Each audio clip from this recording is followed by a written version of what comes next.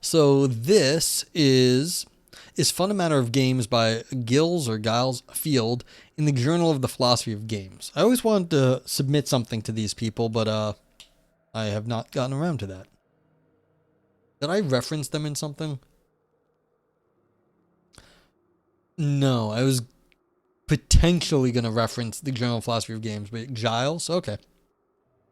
Yeah. Okay, so by Giles Field, is Fun a Matter of Games in the Journal of Philosophy of Games. As always, feel free to ask questions along the way. My first time reading it. And at the end, we get to rate and review it.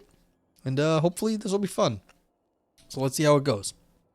Theories of fun, be they descriptive projects outlining the reasons we call some activities fun, or analytic projects uncovering the kind of conditions that make an activity fun. I mean, that's a transcendental thing, the conditions for making something fun. I wouldn't call it analytic, but that's fine. Giles saves GIF files. Yes, GIF files. That's what they are. All right, so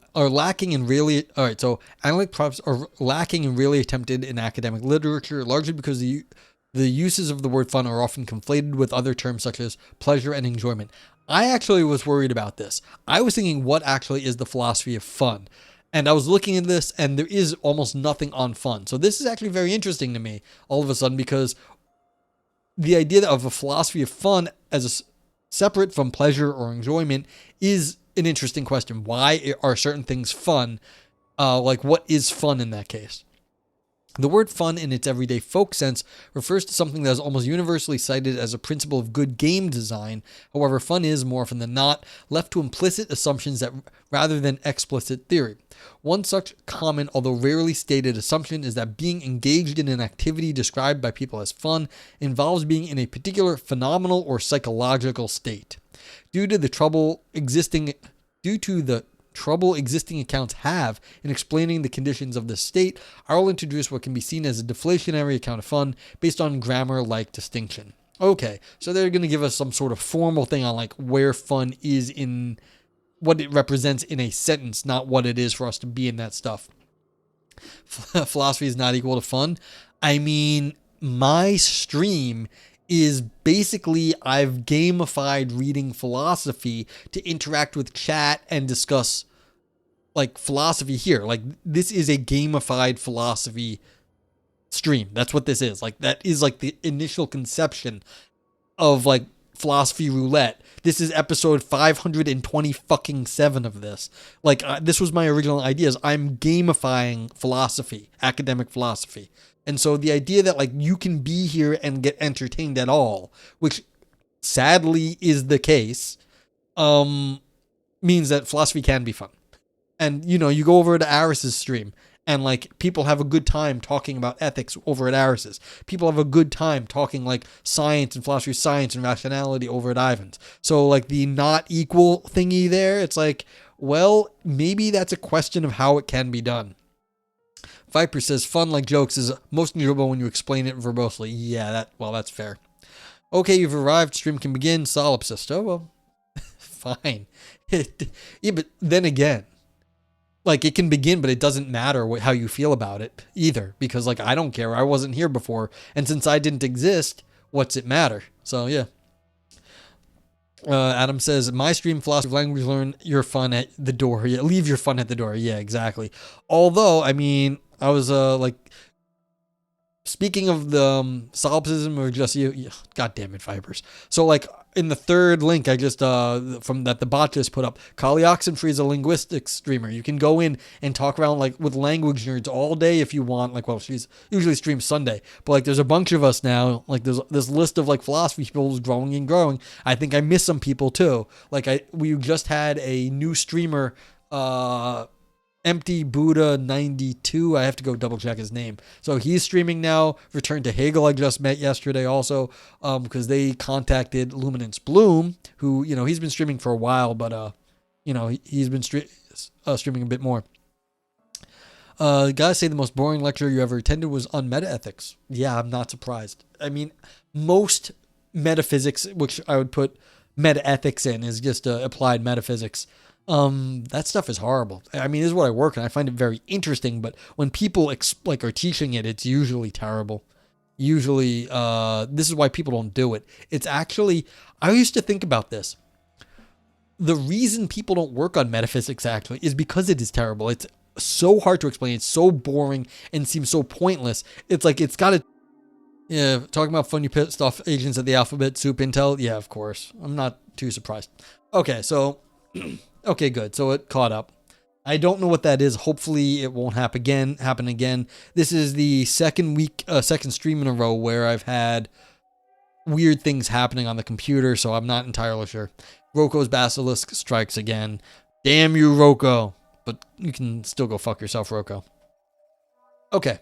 So I'm going to continue. So we're just basically saying, look, this is an investigation into fun, and we're going to do some analytic stuff on that. Well, so let's see what this is. Author says, it should be noted, who is Roko? Haha, yeah. It should be noted that analytic philosophy has a paucity of writings surrounding the use of the word fun, even in the literature on games where one might imagine a precise understanding could be useful in game design or for those writing about games. One reason for the lack of literature is that the term fun is often lumped in with its cousins, enjoyment, play, and leisure, when arguably it has its own specific character. Oh, you really don't know? There is a thought experiment, Adam, called Roko's Basilisk. The idea is that Roko is someone who's going to create a basilisk in the future that can time travel. And it's going to be super powerful because it's like future tech and all sorts of stuff. And it will have the power to time travel. And it's going to be an angry motherfucker. And it will be angry at all the people that did not help it come into existence. And so, should you therefore work to have this future overlord, because it will be able to come back in time and attack you for not helping it. Yeah. So yeah.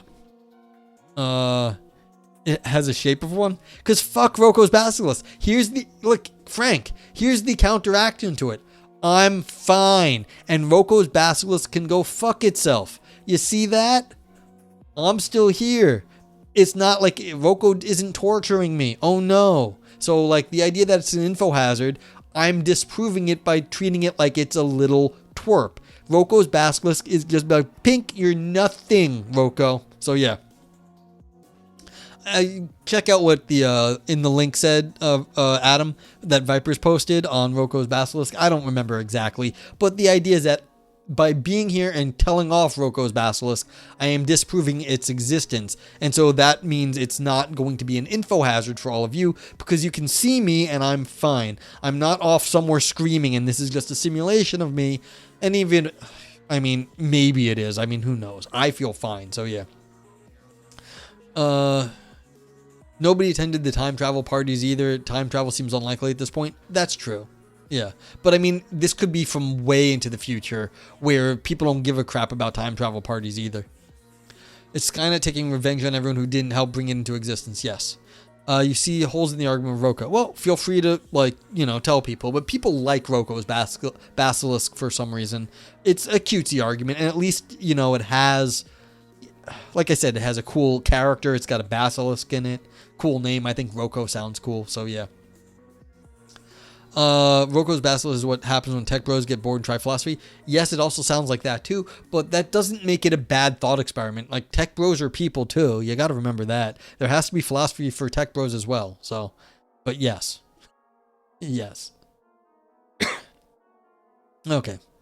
Whether or not there truly is a principle that underlies fun, the attempt in this paper will be first to investigate and clarify the limited literature on the use of the word fun, a useful endeavor for those with a professional interest in games.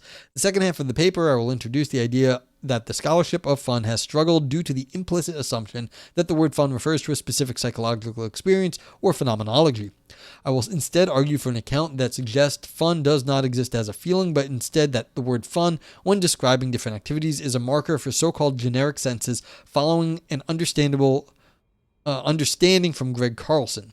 Further, I claim the word pleasurable or enjoyable are generally only used in non-generic senses, leaving the use of the word fun to signal something like a grammar relation rather than referring to a specific psychological state.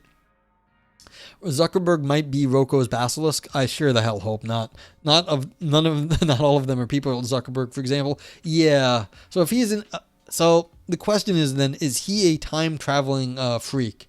And I don't think so, because some of you might not know. I'm from Dobbs Ferry, New York, which is where Like he didn't go to my school. He's 2 years younger than me. I'm from the same place that Mark Zuckerberg's from, and I've met people that met Mark Zuckerberg. So he has been here. I'm 1 degree of separation from him. Like I just hung out with a guy last week or 2 weeks ago now who like knew Mark Zuckerberg. So yeah, Zuckerberg would say shit like, "This game is very pleasurable." Yeah, he would do something like that. So, but like I can actually vouch for his being a kid in my area. So like it's literally a mile that way. Like that's where his house used to be. Like you go that way. Actually, no, that way. You go a mile that way and not even. And like you could go to his house or his old house. His dad used to be a dentist, like a dentist in the next village over. So there was like Zuckerberg Dental when I was a kid. All right, the lack of literature on fun. Fun is often claimed to be a basic need of human life. While this is no doubt true, the subject of fun as a distinct topic of research as opposed to the study of activities that can be described as fun is surprisingly uncommon. Instead, analyses of fun are often eschewed in favor of analyses putting the emphasis on terms like leisure, play, or enjoyment. We see by the 1980s it is true to say that fun had been largely ignored in academia. Quote, writers, researchers, educators, and philosophers seem to have skirted the word fun or avoided its use altogether while fairly commonly using the word play, end quote. Surprisingly little has changed. That was from 83. Surprisingly little has changed even now, as noted by Ben Fincham in 2016, who wrote that there was a lack of literature specifically on fun when it came time for his sociological treatment of the topic. Those who have considered the concept of fun usually acknowledge it as being a pleasure yet conceptually distinct to either pleasure or happiness. Fun has been largely ignored in academia. Yes, Vipers. I mean, like I said, I'm interested in this, and I don't see anything on it. So this is actually very interesting to me, even if it's not a great paper. It's good that someone did this. Fun is often seen as being either too broad or too vague a concept to be useful, as when Katie Salen and Eric Zimmerman, 2003, paraphrase LeBlanc. Fun is merely a stand-in term for more complex phenomenon that no one really understands. And that's what happens a lot of times. You use these terms when you don't actually you want to talk about something generic. You don't actually want to talk about something specific. It's just a covering term for a lot of the other ones. And that's how people see a lot of these things.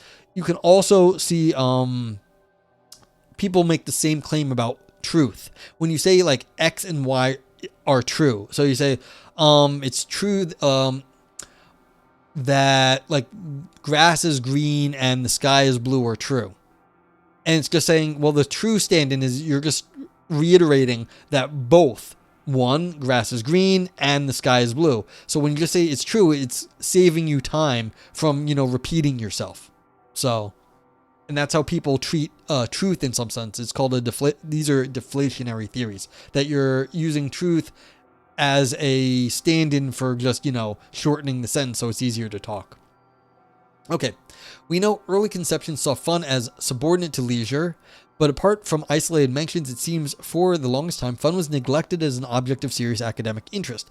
Johann Huizinga, perhaps the earliest voice on fun in serious scholarship, saw the concept as an element of play along with mirth and tension. Oh, this is 1938. Interesting. So this is a good while ago. He was skeptical, however, that there could be a precise understanding of fun, writing, quote, this element, the fun of playing, resists all analysis, all logical interpretations. As a concept, it cannot be reduced to any other mental category.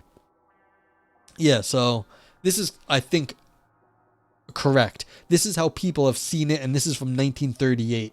It's that people treat fun as sui generis, meaning it's its own unique thing, and it's not helpful because if it's its own unique thing, it's just like, well, you can't really talk about something so specific. You need general terms like, leisure that are more restricted. Then you can say, well, certain things are leisure, certain things are enjoyable, and they're different, like they're slightly different, but like you have to narrow the scope down. And fun is just too wide of a scope. You're talking about too many things. It's a catch-all. And that's how people have treated it. Author says, special mention must be given to more recent writings on fun in the digital realm, specifically the field known as human-computer interaction. Those interested in HCI have a particular stake in making digital experiences enjoyable, be those experiences games, apps, including gamified apps, programs, websites, or other online content.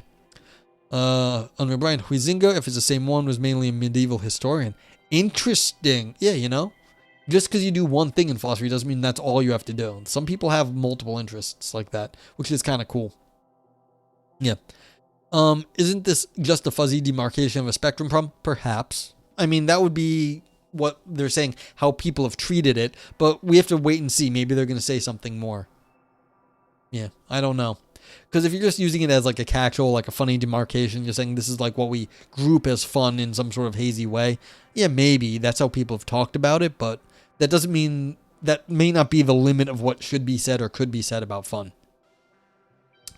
Works such as the Anthony Funology, from usability to enjoyment, are aimed at this space, looking at practicalities of program design as well as the underlying philosophical issues around creating enjoyable digital experiences.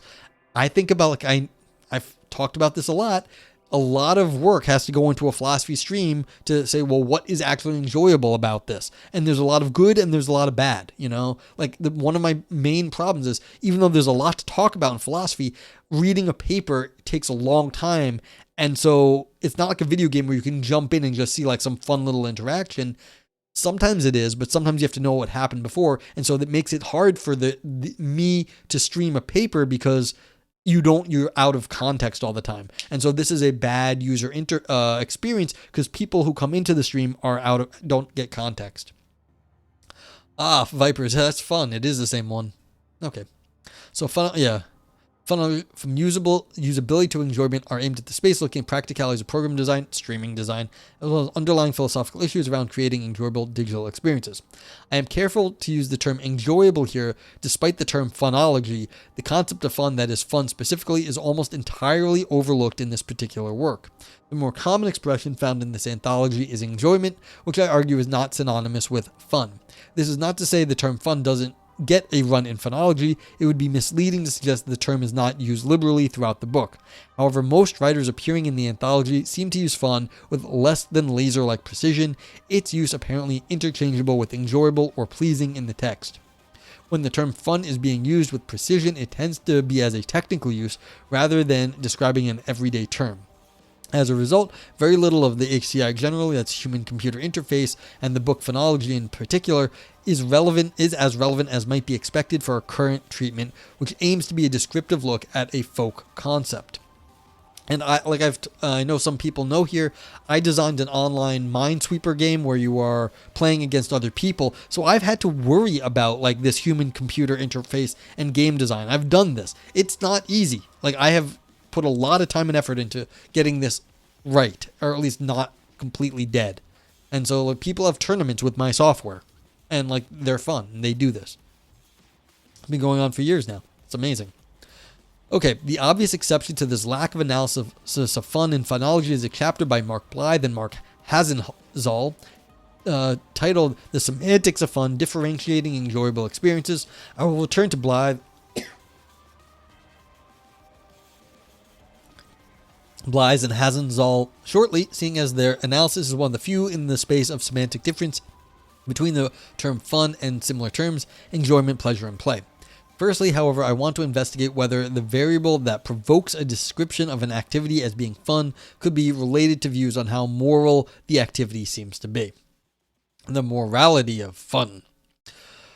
The relationship between morality and fun has been noted across the literature, in particular by Sebastian de Grazia, 62, who tells us that fun is amoral and apolitical, perhaps echoing Huizinga and his thoughts that game playing occurs outside normal life, including moral and political life. Another idea, as noted by Walter Podolchak, is that fun is regularly seen as a morally lesser form of pleasure than many and that many relegate to fun all socially or morally inferior forms of free time interactions, whether it be drinking, informal get-togethers, doing nothing and fooling around, or sexual activity. Could the morality of fun be the defining characteristic of the concept? Milk and Horn says, maybe Rocco's basilisk killed the real Zuck and is wearing a skin for fun. And thanks for the follow. I don't know why my bot works sometimes and not other times. Apologize, you didn't get a little alert. But, yeah, that's also, I mean, people have been saying that Zuck is a alien thing for a while, so it's entirely possible. But I don't see why Roko's Basilisk would bother to do that. Like, Roko's Basilisk, if it is as powerful as it is, being able to come back in time, why would it just, inhabit Zuck when it could, do other things? But again, what do I know of time travel? Maybe it has to, like the Terminator system, things that has to have a body of that's semi, like, human form that has, like, flesh and blood because of the field that organic life creates. Why not? Might be fun. Yeah, but see, why would that be fun? Like, I don't know. Maybe that's why we have to read this paper to find out why inhabiting Mark Zuckerberg's skin, like an Edgar suit, would be fun. Have you ever exclaimed, "I'm having fun" during sexual activity? No, I have not exclaimed that during sexual activity. I mean, do you normally, like, exclaim what you're doing and how you feel about it? It's like, this is fun. So, although that is a question here, like, sexual activity is fun, but that's usually, you don't say it while, like, do you play "this is fun"? You ever exclaim, like, "this is fun" while, like, shooting hoops? You might think it, like, that you're having a good time, but, like, you normally don't, like, describe what you're doing while you're doing it, like, how you feel about it. It's just be an unusual thing to do. Like, you're playing Monopoly, it's like you're playing a board game. Sometimes you're like, this is fun, but you don't exclaim it. While eating, it's normal to exclaim, "this tastes great." Sometimes it is, not always. I mean, but that is a good point. Like, sometimes we do make these spontaneous exclamations, but it has to be like, there has to be like a reason to make a spontaneous exclamation of something like that. And that's slightly different from, like, what it is doing, like why you feel the need to exclaim something usually. But it's a different question. All right. As Finction 2016 highlights in his analysis of the term, there's an almost paradox when it comes to fun. I love how the blood squirts right out of the neck. Ha ha. Yeah, I mean, that's the other thing. People are psychotic too. It's like, you go watch like a snuff film and people do like watching that stuff. So it's like, oh, how cute, you're killing something. It's like, I don't like that stuff, but other people do sort of enjoy watching weird medical things. What's up, Reethius? How you been? Hope you're doing all right. We're reading a paper on fun at the moment, like defining it. Okay. Fun is seen as idleness and wasting time, thus having strong negative connotations, but, quote, at the same time, it is something we crave and want to be associated with. Yeah, you want to be a fun person. Like, that's like a good quality to have. Like people want to hang out with you because you are fun. Finction makes use of Martha Wolfenstein's 51 pioneering work on the historic context of fun to explain the seeming contradiction. Fun is without a victim at best. Yeah, that is a problem in the theory of humor that goes back to Hobbes. That humor is necessarily cruel. That, like, the theory of, like, having doing something funny is putting yourself or somebody above another person, and so someone necessarily has to be put down for you to be risen up in humor. So that's a traditional, like a very old theory, but like it's been around a long time. And actually, I just heard someone revive this theory. So yeah. So like the idea that, like, it's like cruel to be kind was one of the examples. Like that, this is a sort of a thing. It's like, yeah.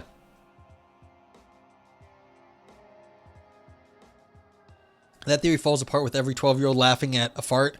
Not really. I mean, they were arguing that sort of biological stuff, you feel better than like someone else who is like going through like embarrassing biology. Maybe you're not embarrassed, but the idea that like, haha, they pooped their pants. It's like they're putting themselves above you for, farting, because like farting is embarrassing in some way. That's an interesting theory in humor. I can't think of a counterexample immediately. There's big arguments in the history of philosophy of logic over this. So, like, this is a traditional theory. If you're interested, the SEP has a philosophy of humor, and you can like look this stuff up. I've done this before. What's up, Lucid? How would you reconcile your theory with self-deprecating humor? Yeah, it's funny because you're putting yourself down, and then everyone else has been put up. So,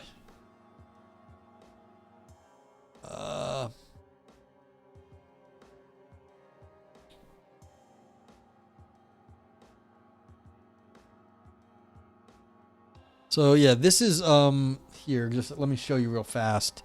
Are you not put up as well? You can be. You can be. But like this is the SEP. If anyone doesn't know, it stands for Encyclopedia of Philosophy. You should like it's written by professionals, basically for professionals and the layperson. But you can see right here, humor's bad reputation, and then the superiority theory, and that's like what it is. There's always somebody being put up. And I guess if you are doing self-deprecating humor, like you are, you're making fun of yourself, but then because you are making fun of yourself, you were also put above that. And so it's like there is always something you're being superior to. So yeah. So if you're interested in reading up on this, like it's like right here. It's and it goes back to Hobbes. You can see Hobbes, like right there. So it's a very old theory.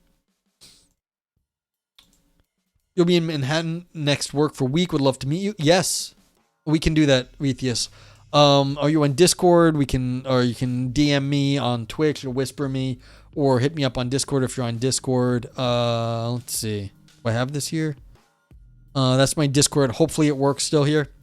Pixar didn't happen. Sounds good. Yeah. So, sure. Let me know.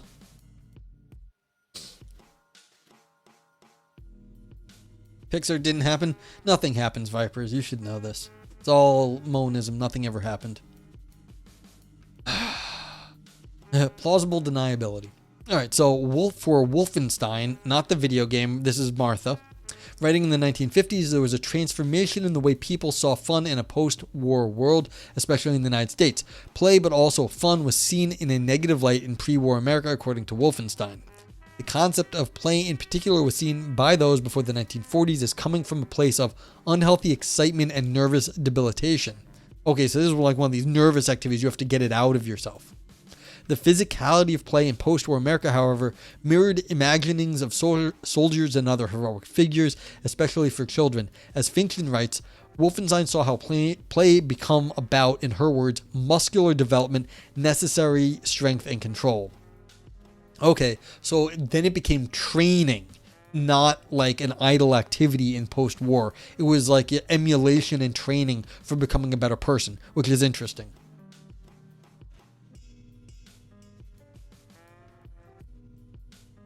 Fun and play then transformed from something to be avoided to an imperative for children by associating the parents, especially mothers, as part of a healthy upbringing. Instead of feeling guilty for having too much fun, one is inclined to feel ashamed if one does not have enough. This had further implications for the way we see ourselves in relation to fun. Being a fun person, this is what I was saying. There's something about being a fun person that we have not discussed in terms of like agents. Like you want to be a fun person. Like that's a virtue. Being a fun person was something to be admired and to present to the outside world as part of a well-rounded personality. Yeah, you don't want to be a sour puss. No one likes hanging out with that sort of person. They might be interesting. I've dealt with them. I used to be more of a sour puss. But even like they might be interesting people. But like, they don't have, like you don't, if they bring you down, what's the point? Like when I was a kid, I was like, not like, I was grumpy when I was a kid. So I was like, it didn't help. Okay, for Finction 2016, there's a direct line to be drawn from this development to the 21st century rise of social media and selfie culture. Yes, we're all chuffed. Quote, people, particularly young people, tend to post images of themselves having fun on holiday, fun in the bar, fun on the beach, fun with friends, fun by themselves, fun in the shops, fun in the cafe, and fun everywhere. The same pressure described by Wolfenstein in the 1950s is alive and kicking here in the 21st century. Yeah, you want to be a fun person. People want to hang out with you because you're fun, and you show yourself having fun. So yeah, same pressure. Finction goes on to describe the fact that there are real-world consequences of not appearing to be fun. In particular, he cites research about career progression being hampered if you are not seen as fun, something particularly true of women. Yeah, so what was that movie? It was with... was it Cameron Diaz and what's that guy from that 70s show where they get married in Vegas, like drunk, and then they were like they win the lottery, and they like right as they were breaking up the next day, and she doesn't get a promotion at work because she's seen not as being fun, but when he's around, she's a lot more fun. And so like this was something what happens in Vegas. Yeah. So it's a silly movie, but like this is like that the whole movie about her not being seen as fun because she was always so serious. There were 2 movies like that. Entirely possible. What's up, Maddie? Milk and Horns says, I wonder if being grumpy as a kid was a manifestation of budding philosophies. It was part of it. Granted, I didn't like being a kid because basically you don't get to do anything as a kid. You only do what people tell you. I didn't like that. I still don't like that right now.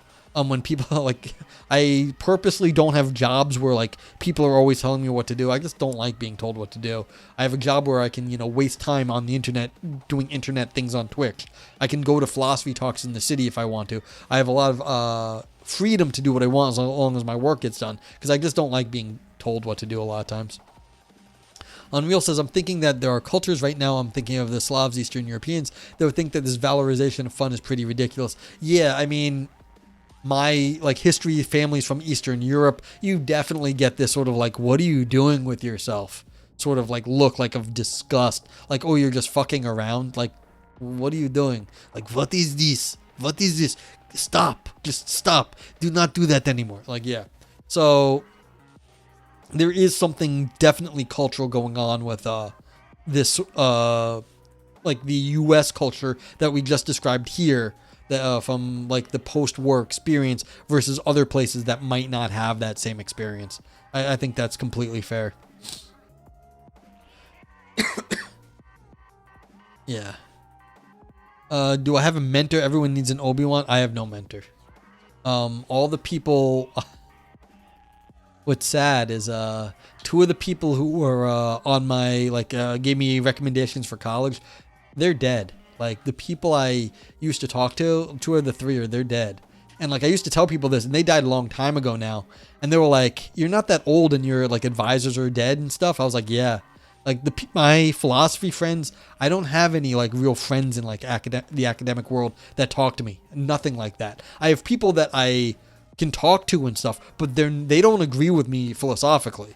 Like I know how I'm different than they are, so I don't have anything like that. And it's been like this for a very long time. I've been going alone for, yeah, I've mostly had to go alone. So yeah. Taught by the blue ghost of Wittgenstein. Yeah. No, I like the paper I got published, like it'll pop up the paradox paper, like that I have. It says like the bot posted. I've been working, my advisor told me about that in 2003. I got it published in 2023. It took 20 fucking years to get it published. Nothing happened in that space in 20 years. Nothing. So, like, this idea I had in 2003, nothing changed in 20 years. I finally got it written in a way other people can understand. But, like, there's no one in my space at all. There. It's this one. Okay. Unreal said, I had an undergrad advisor who was a mentor, and we remained friends until he passed somewhat early. He was about 60 in 2005. Yeah. So, yeah. He's the one who introduced me to Dewey and pragmatism. I mean, that's great. That's like good philosophy too. So it's like, yeah, like these people, like what they did stick with you. But for me, and because like my head was off its rocker for many, like I'm not really off the rocker. Like I don't want to like overstate like it was, but like I wasn't like, I didn't have everything worked out years ago. It's like, so it's just, I was just trying to figure stuff out on my own. And for a long time, it's just like been, whatever. So and this is one of the reasons why I can do what I do. I am very different from a lot of people. And you'll see like Valpo comes in and be like, yo, you should go talk to these people in this space. I'm like, I don't talk to anyone. And it's like, why not? Well, I've done some weird things. I'm I'm an oddball, as it were. So it's like, and I have the receipts now to prove it. So, but it's like, yeah, it would be nice, but like, I don't have that luxury of really having anyone be like, oh yeah, I can help you out. It's like, it's not happening. Lifelong oddball as well. Yeah, well, oddballs unite. So, And this is one of the nice things about the internet, is that you get to make your own community, and just because there aren't people that are interested right in your local area, the reach of the internet is much wider. Things worked out for you though. That's great. Things have not all worked out for me, but then again, I'm not really complaining all that much too. There's plenty of things to complain about.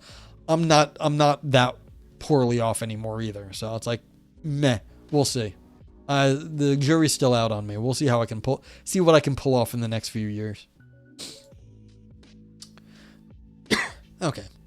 So yeah, it seems then that fun is somewhere in between the trivial and the very serious in contemporary society, a development we can trace back to Wolfenstein's observation about change after 1940s. Yeah, so this is a sociological point. What, you seem like I'm doing fine for what's worth. Thank you. Well, I'm better now than I was.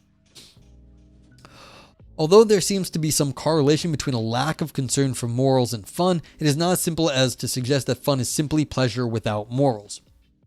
Cute oddball or sociopathic oddball? Cute. I'll go with cute. I don't want to hurt anybody. I have no interest in fucking up like society, like nothing like that. So yeah. You don't drive a car, but you can steer a mean forklift? Yes. I should always learn how to drive a forklift. There's people nearby me, like where I work at my job, they do a forklift, and like, cause I'm there, they're always like, you should learn how to do a forklift. So if no one's here, you could do it. But, it's like, there's always more people at work that need forklift training than me who does like office work. So it's like, yeah, but forklifts are cool, and you're always gonna be able to work if you can drive a forklift. Hey, what's up, Cowdio? How you doing? All right, we're talking about fun. All right, for one, we have seen that over the 20th century, that fun has often shed its moral connotations, leaving doubt as to whether morality was ever the defining characteristic of the concept. Yeah, I like fun too.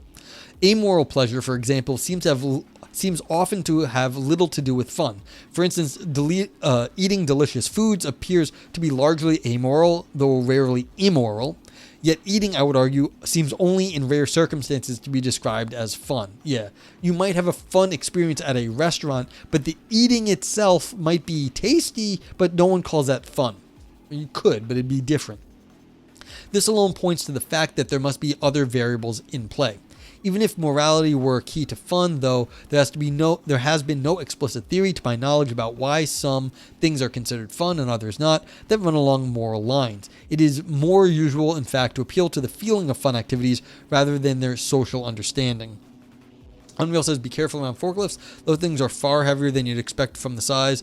That's the main takeaway. Oh, I know. Like I said, I've worked with forklift stuff. What's up, Empty Buddha? That was a great stream yesterday. Welcome in. Let's give Empty Buddha a shout out.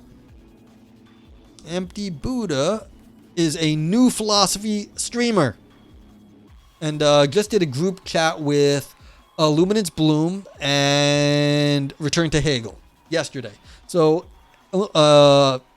you'll have to correct me if I've gotten any of your facts wrong, but Empty Buddha is working in the continental tradition, though had started more philosophy of science. They're kind of like Luminance. They started with the sciencey stuff, and then they realized they were not so interested in the science. They got into the history, and then started looking in the more historical context, what sort of like the philosophy and history of the way things are now, and how are we going to talk about stuff. So, like they're in this sort of continental looking back at the history and sociology of philosophy and knowledge and things like that. So I'm sorry if I got anything wrong, but yeah, so he's starting up for, having some group chats about philosophy, and a bunch of people I know were there yesterday, and hopefully there'll be more going forward. So yeah. So yee. But yeah, so if you're interested in philosophy, we've got some more philosophy friends. Like I was saying, actually right now, or about an hour ago, or 2 hours ago now, there were the most concurrent philosophy streams ever maybe I've seen on Twitch. And by philosophy streams, I mean people who actually know how to talk some philosophy. Yeah, would love to have me on. Keep it up. Well, thank you. Maybe one day. I've told people in the past, I kind of shoot my entire wad on my stream, though. I don't have a whole lot to say outside of it. But, like, yeah, I'm happy to discuss one day. For people who don't know me, I am more of an analytic person, but I have a real soft spot for some continental philosophers and topics. So, for instance, I fuck around with Luminance and talk a little Heidegger with him. I know some Heidegger. I don't entirely hate Hegel anymore. It's like I would never have thought I'd ever say that, but like I am okay with Hegel at this point. I have an idea what's going on, which is a little bit ridiculous, but I'm okay with that. And so, but I just don't know. You can talk off the cuff. I've witnessed it. I can, but like it depends on my mental state at the time, how much energy I have. So, and this is all talking off the cuff, like now, all of it. But here's the thing. When you see me, I am between 98 and 99.5% like exhausted and tired, and my brain is about that much full. That means you are getting the last 0.5% or 1.5% of like my brain space. That's what I live off of nowadays. That's how it's been. And like I feel slightly better than like last year. So maybe I'm down to like 95% full, but like I don't always have the brain space to keep talking. I just don't. It's like I just want to sit sometimes. Yeah, Lumis Bloom and I were talking about a fun 2v2 debate with Ivan and he needed a teammate. Unfortunately, I am too far away from Ivan to like I'd have to like I could do that, but I'd have to be like I'm like explicitly only supporting Ivan because I'm a metaphysician. Like I'm more metaphysics. I do not do the straight philosophy of science and rationality like he does. I am a weird metaphysician off in some gray, hazy, like metaphysical area. So I wouldn't actually, I'd be supporting you guys too much. Like if it was just up to me, I'd probably end up supporting you on some things and him on a few others, but like I wouldn't be a good teammate to him. You need like a, more analytic, like a rah analytic person for him. Me, I'm promiscuous in my philosophy. Yeah, I used to say that. I forgot about that. Promiscuous philosophy. Like, that's how I feel about it. It's like, let 1,000 flowers bloom. Everyone is sexy. All right? You can be promiscuous in your philosophy. I forgot about that term. I'm going to write that down so I don't forget.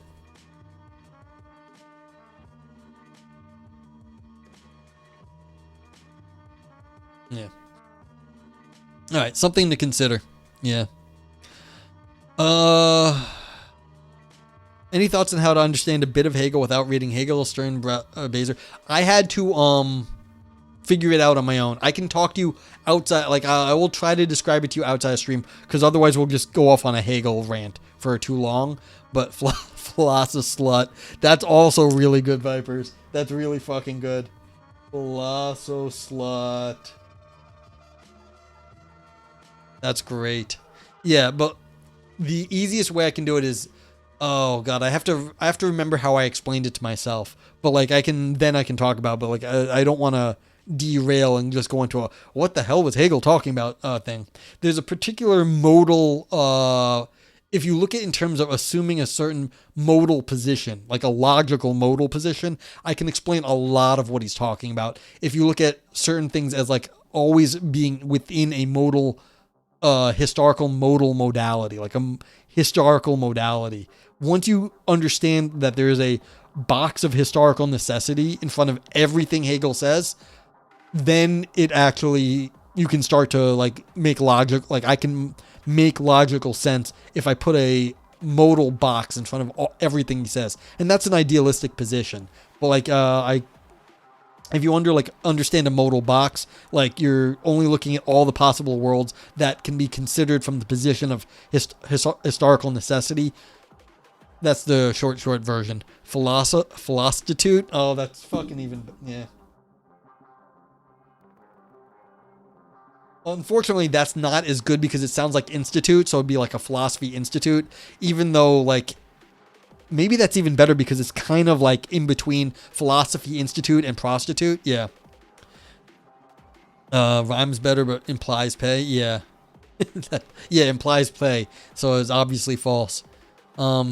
I mean, granted, people have donated stuff through Twitch, but that ain't paying the bills. Yeah. Promiscuous philosophy. I like being a promiscuous philosopher. Yeah. Okay, fun and flow. The position that fun is a specific feeling or flavor of pleasure, although rarely made explicit, seems to be the default in contemporary writings. In particular, a standard account would suggest that there is a flavor to the psychological experience or phenomenology of certain pleasures that lend themselves to be described as fun. Seeing as this flavor has been difficult to describe, I think we can afford to be skeptical of this position. I will introduce my alternative take a little later. I suggest that if fun did have psychological underpinnings, however, it would look a lot like flow. Grad students are astutes in training. Yeah. Yeah.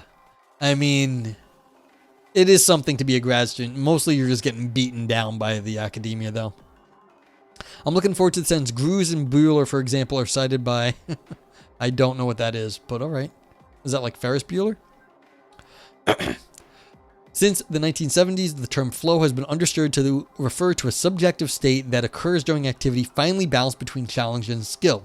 The key text in this field is the 1990 book Flow, The Psychology of Optimal Experience by Mikhail Csikszentmihalyi, which introduces the concept for a popular audience as well as spelling out insights for specialists in the field. Milkenhorn says, feels like this could use some experimental measurements, but then would it become psychology? Yeah, I mean, this is theoretic. I mean, there's a philosophy stream. I read philosophy papers. We have read scientific stuff, but then you get to the data later. But this is or in the Journal of the Philosophy of Games. So this is just going to be theoretical stuff. They're just trying to outline what the theory is, and then someone could run with that and test it later, but that's not what's going to happen here. Okay, although this person whose name begins with C, I apologize for how I say your name, coined the term flow for the absorbing feeling of being lost in an activity, he can't be said to have invented the concept. Gruz and Bueller, okay there, for example, are cited by Csikszentmihalyi as describing what came to be known as function salute, literally activity pleasure in early 20th century. There we go. It was, however, Csikszentmihalyi who precisely outlined the conditions for flow as part of the positive psychology movement that began to gain popularity in the last decades of the 20th century. For Csikszentmihalyi, flow has been following the hallmarks. Yeah, and let's see. Unreal Brian says, I saw him explain how to say his name. Csikszentmihalyi. Csikszentmihalyi? Okay, cool. Yeah, I mean, this is, if anyone doesn't know, this has made like a big splash in psychology and some philosophy too. All right. So the flow has the following hallmarks: deep concentration on the here and now, emerging of action and the feeling of awareness, loss of reflective self-consciousness, a sense that you can control your own actions and know how to deal with the activity at hand, distortion of time, for example, that time has gone faster than normal, feeling that the activity is intrinsically rewarding. All right. Although flow was initially studied in terms of what is known as autotelic activities such as rock climbing, playing games, and painting, that is, activities are seemingly valued for their own sake. What do we say? Csikszentmihalyi tells us that in principle one can achieve flow in any activity.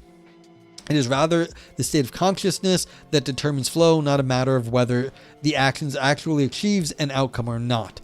It is thus, for example, possible and even common to experience flow in a work scenario. This is one hint that flow is not precisely synonymous with fun, seeing as working appears to be only rarely fun in the usual sense. Yeah, there's an example given by, it's like Hubert, there's a guy at Harvard who worked with Hubert Dreyfus, and he would give examples that like surgeons, they get into a flow like doing surgery and they block everything else out and then they're just doing surgery.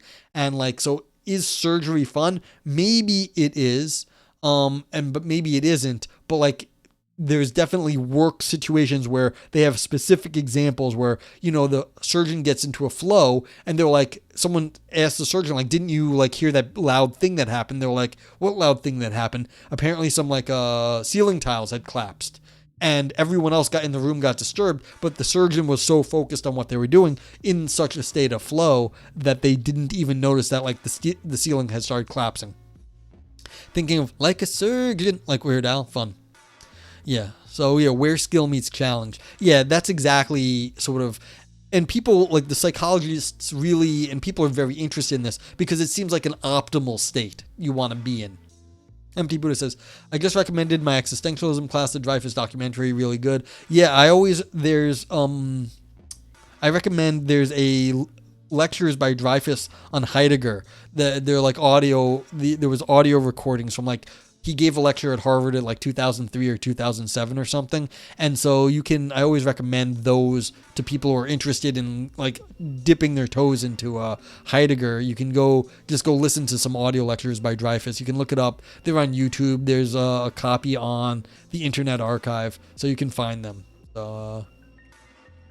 If you want to get into a little bit of Heidegger and you want to do some stuff, the Dreyfus is very, he's accessible sort of philosopher. Okay. Although as the subtitle of the book suggests, Chick Sent Me Hai sees flow as optimal. Yeah, optimal. There is some hesitation in describing flow as a type of pleasure. Chick instead claimed that flow fits into a different category, one that deserves a separate name, which he calls enjoyment. This term enjoyment appears to be somewhat interchangeably with flow in Chick's work, characterized by what he calls forward movement or experience that needs and builds skills.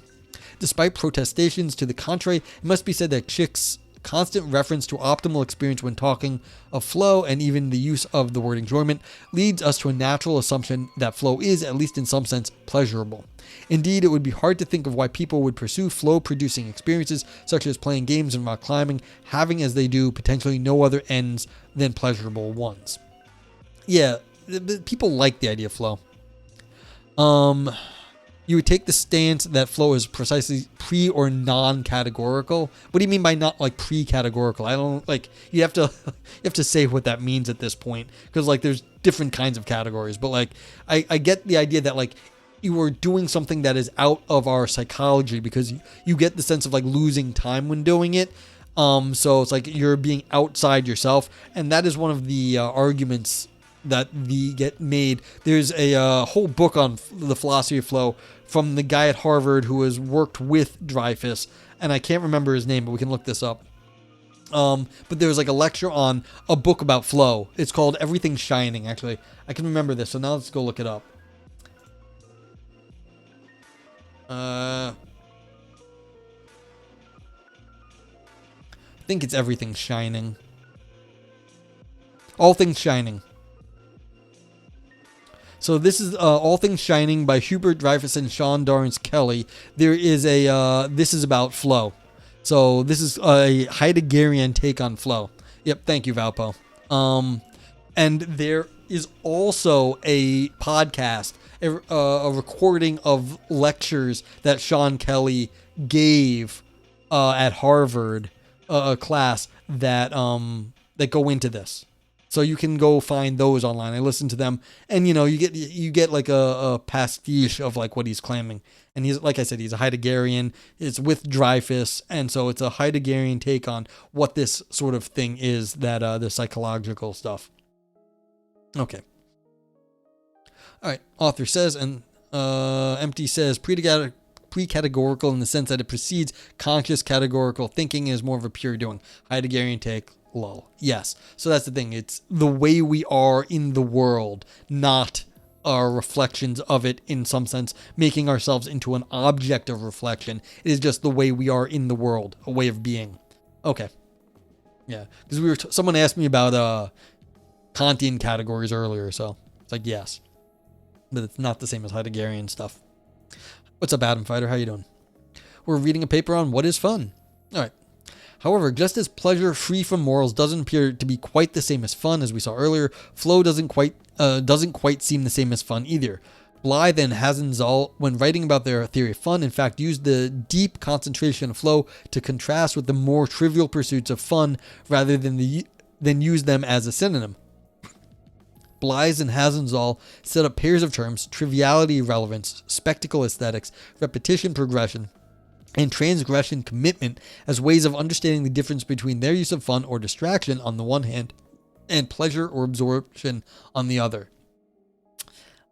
There is something to it. Like, if you are really into like a sport, you are flowing in the sport, but then like the fun comes after that. It's like flow might be a precondition to fun. Yeah. I'm starting to lose it, I know. Yeah, I don't talk as much. Like, I talk more on stream than I ever do any other time, so I do start losing my voice. So a lot of times when you're playing a sport, like, you have to already be in flow, and then you like start having fun. It's like a precondition, but that's how I would see it. You can have fun, but you have to be like sort of in the moment when like you're having the fun. And so this flow is like a precondition, but a lesser state.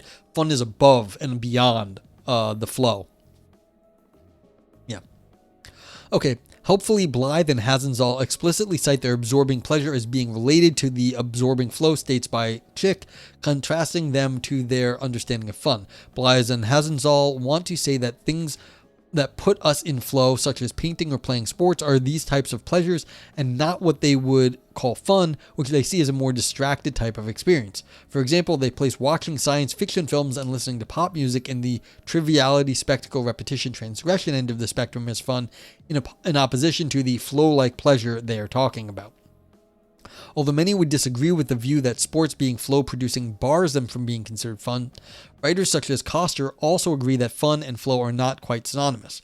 Flow, for example, is often described as fun, but not all things we would call fun come from being in flow.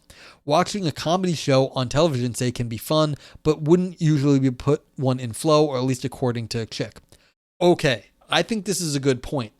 But you do need to have a suspension of disbelief. There is something to like a flow and a suspension of disbelief being similar sorts of mental states. When you're in flow, you're ignoring everything else. The suspension of disbelief, it means you are like believing kind of what you're seeing on the media, but it's not exactly. So like if you're like in a horror movie, you don't actually think there's someone getting killed on screen, but you have to kind of believe that it is. And that's a kind of flow where you're out of time.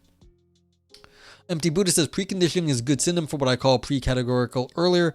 Even Buddhism uses the terminology of conditioning. Interesting, I didn't know that. Empty Buddha says adrenaline rush or shock would also be flow, but not fun. Yes, yeah.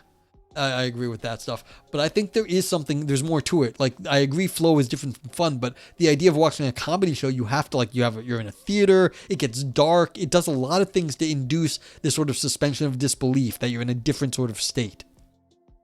Okay, perhaps too, not all flow is fun. There are a few examples, such as flow states during work, that most people would not usually call fun. It must be said that Privet contradicts this view, believing that flow is always fun, including flow states achieved at work, when writing in the early 1980s. Perhaps survey data might be needed to confirm the intuition, but this flow from working at a job, say, seems at least at times an example of flow without being fun.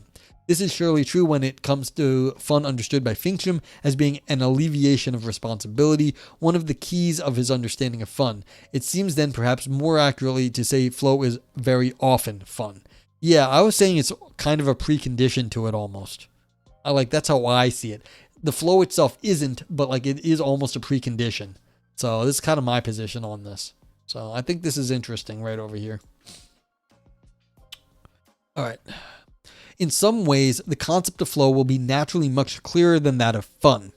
This is because Chick's checklist indicates not only the conditions for flow, but also what it feels like phenomenally.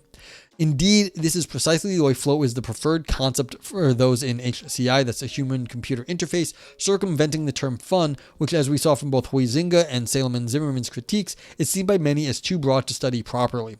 Sorensen and Pasquier, for instance, prefer to speak of flow than speak of fun, acknowledging that the notion of fun is, without a doubt, incredibly broad, and it is debatable whether the search for a comprehensive definition could ever prove fruitful.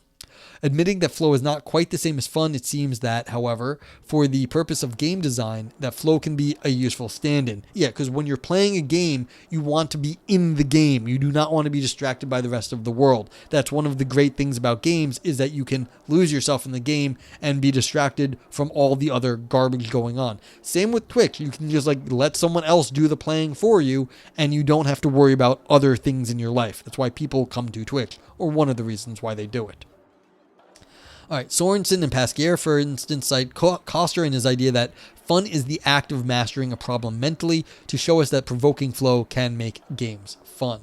Yeah. And we always refer to C.T. Nguyen here, and you can go read about his theory of games. He has a theory of games as the agency of art, the art of agency.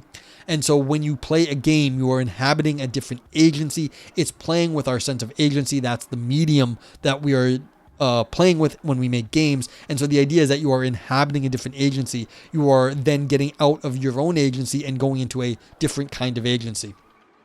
So flow is an immersion property. Absolutely, Atom Fighter. That's part of it. It's that you lose a sense of time is one of the features of flow. So it's like, you work on something and you'd be like, where'd all the time go? Well, that's exactly what happened. You lost a sense of time outside of what you were doing. And so you were definitely immersed in it. It's like one of the key features, I think, is a loss of sense of time. Okay. Salen and Zimmerman also want to say that fun is a desired goal for digital games, but that, once again, fun is a less useful concept than flow. About fun, they insist this term does make some sense. Good games are fun. Fun games are what players want. A fun game makes for a pleasurable experience, which is why people play them. However, they almost immediately all but give up on further analysis of fun, endorsing Hunicki, LeBlanc, and Zubek's desire to move away from talk of fun and drill down on precisely what is causing the pleasure.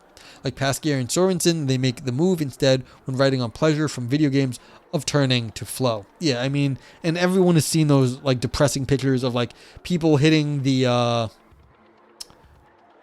what's it called? The casino, like one-armed bandits in like Vegas or whatever, where you can just go gamble. You're just trying to get people to do the thing over and over and give them an endorphin hit so that they just lose time and just play the video games. Yeah, slots. Yeah, and I start losing words over time. Okay, but we're getting towards the end of this. We have to get another, 6 pages or 5 pages. When dropping the elusive topic of fun in favor of the more pragmatic concept of flow, Salen and Zimmerman seem to echo Koster, Pasquier, and Sorensen's contentions that flow is not precisely fun. They also acknowledge that flow is not a game-specific concept, but do highlight how good games tend to place one in flow. Sadly, however, once again, fun itself is given short shrift, seen as less useful than the more easily analyzed concept of flow, more evidence that fun and flow are not perfect synonyms. Yeah, like I said, I've been interested in the idea of fun for a long time now. I see it kind of like truth. People have to avoid it because it's just too hard to deal with. Empty Buddha says martial arts has been a great way to explore both flow and both physically and philosophically via Bruce Lee. Yeah, again, anything where you're learning a system, you can get into the flow of doing stuff. I did martial arts when I was a kid. I did some karate, and I completely agree with that. Like, you just get into a system, you do that, and then, like, you get yourself into, like, a different agency. I feel like that's how it goes. Gaudier says, am I the only one that wishes people websites would just stop using white backgrounds? I mean, yes, I use dark mode on everything, but unfortunately all PDFs are like white, and I could switch it up, but I just don't know if I would do. Just all agreed to go dark theme? Yeah, I mean, I agree too, but like it's a kind of a pain in the butt. Let's see, can I just go dark theme here? Does it have it? Properties. Let's see if it does it. No, this is this property. I don't know if I have one. Configure this. Let me just see if I can go dark screen. There might be a way I could do it, but I'd have to think about that. Yeah, not me. Yeah, I mean, other than that, although on the upside, nowadays, you can also get plugins for your browsers that do like auto dark theme for you. So most of them work. Just like everyone everywhere else. Yeah. Adam says, where flow fucks me is those little videos that come when pumping gas into your car. Yeah, I mean, you can be like just zoned out and then get some blaring little advertisement, but that's the whole point, is to blare and fuck your head up. Yeah, PDF and dark theme seems psychologically weird. It is. Although the other PDF program I have has like a one-click dark theme, and it kind of works, but it's really weird. It's just weird. Yeah. Yeah, your eyes just hurt. Yeah, it's hard to, because PDF is an output format. It's just how it looks. And so making PDFs look good in general, it's hard to tweak them. Yeah. Everything I use is in dark theme normally. You're so used to dark. Yeah. It's just here when I'm doing this, it's like because I'm getting media in that I have no control of, I just use light, it's like I just can't do it. Yeah. Okay. Fun as grammar-like distinction. So, unfortunately, these people look like philosophers of language. So we're not going to get like a deep account of fun. We're going to get a sort of formalized account of fun. Now, there's stuff to be learned in this, but like this is the only unfortunate. We're not going to get like what is fun. We're going to get kind of how fun is used in language, it looks like here. We need to go back to black backgrounds with green letters. Yeah. If you don't know, there's something called like a cool retro term, CRT. So you can make, for all you nerds out there, it'll make you get a cool, like old school, like green lettered, a terminal for you Linux people out there. Acrobat reader edit preferences acceptable. Replace document colors. Yeah. You use green on black on every. Yeah, there you go. CLI, you use exactly yellow, orange with black screen. Yeah, like the old fucking thing. Yeah, this is unfortunately I'm not using Acrobat as you know. I use Linux, and so this is Ocular actually, and I love Ocular. Ocular is fucking a great fucking program, for displaying and doing what's it called, PDFs. But yeah, I'm sure it has it somewhere here, but I just don't like. I'm just not figuring it out right now. So yeah, Ocular is like I've been so happy with Ocular over the years. Like I've been using it basically since I started streaming, and it's really good. Yeah. Anyone who doesn't know, if you need a PDF viewer, Ocular is great. If anyone out there codes in Light Theme, they got to be on crack. Yeah, I know there's some people that do it, but you know there's gonna be some weird people there. Yeah, Ocular accessibility color mode. Yep, there we go. Settings. Where's it? See, I don't even know where it is though. All right, I'll consider it maybe. Yeah, I'll consider it maybe for the future. Going dark mode. I mean, you can see when I go to like you can see my browser here. It's all dark moded. So yeah. Okay, fun as a grammar-like distinction. If fun does not have a phenomenological analog like flow, then maybe fun is not a distinct feeling, but rather a quirk of language. Yeah, Ocular is awesome. Yes, it is. Perhaps there is something about the language used to describe certain activities that tends to see those activities being described as fun. If so, maybe by investigating English sentences about fun, we can begin to understand the concept. This necessarily makes the investigation into the use of the word fun a descriptive one rather than prescriptive or normative. But by this, I mean that, as suggested earlier, we are tracking everyday use of the word, which can then perhaps inform more precise use by game theorists and philosophers, rather than arriving at a prescriptive or technical use. Yeah. So, regional... Agni, what's up, my man? Thank you for the raid. Appreciate you. Thank you. Let's give Agni a shout out. Love my boy Agni. Evolve Yourself TV. Evolve. I'm starting to lose my mind, though. Adam fighting JT. What's going on? Yeah. How you doing, JT? Hi, I'm Noah. Nogrio. Whatever you want. It's cool. I do philosophy here on stream. We're actually talking about what is fun. This is actually a topic I'm really interested in, and this is a paper on what is fun. What's it mean? So it's like, how you doing? How was your stream? What did you do today? Evolve yourself. You get yourself into some chess. You get yourself into a little meditation. What's the good? And if you need to go, take care of stuff, feel free. I mean, you don't have to guess. You don't gotta stick around. But how you doing? Yeah, Kadir says, chess and guide meditation type. Good stream. Tindera, wait, what? Damn, you missed a stream? Oh, okay. Kadir says, I'm like, you like dark theme night mode, eye saver mode everywhere. My eyes just can't take the bright and contrast anymore. Yeah, I mean, I know most people that deal with computers like dark mode. There's only like a handful of people that stick with light mode. Damn, you missed a stream? Well, you can always check the VODs. Playing WoW is really fun though. I have no idea what... Tindarius is off his game. Yeah, you're not lurking strong. Your lurk game is failing, Tindarius. Oh my god. Yeah, we're talking about a philosophy of fun. This is a Viper's recommended paper, or he recommended the journal. So yeah. So okay, we're talking about fun, and they are now transitioning to describing the use of fun in language. So they're just gonna be. This is more of a philosophical investigation into language now. So yeah, no, I've actually, because fun is so general, it's kind of like truth. It's very hard to define. And so I've been actually for years super interested in the philosophy of fun. And as this person said, it never gets talked about, or super rarely. No one talks about fun. It's always something else. Always like enjoyment, playfulness, something. Never fun. And so the idea that they're even giving a first stab at it, I'm very happy with. Well, of course, you're playing a game while watching a stream here. No, I mean, do as you wish, of course. I'm not saying you have to be here. No one has to be here. I appreciate everyone that is here. But yeah, play the game, have the fun, do what you need to do.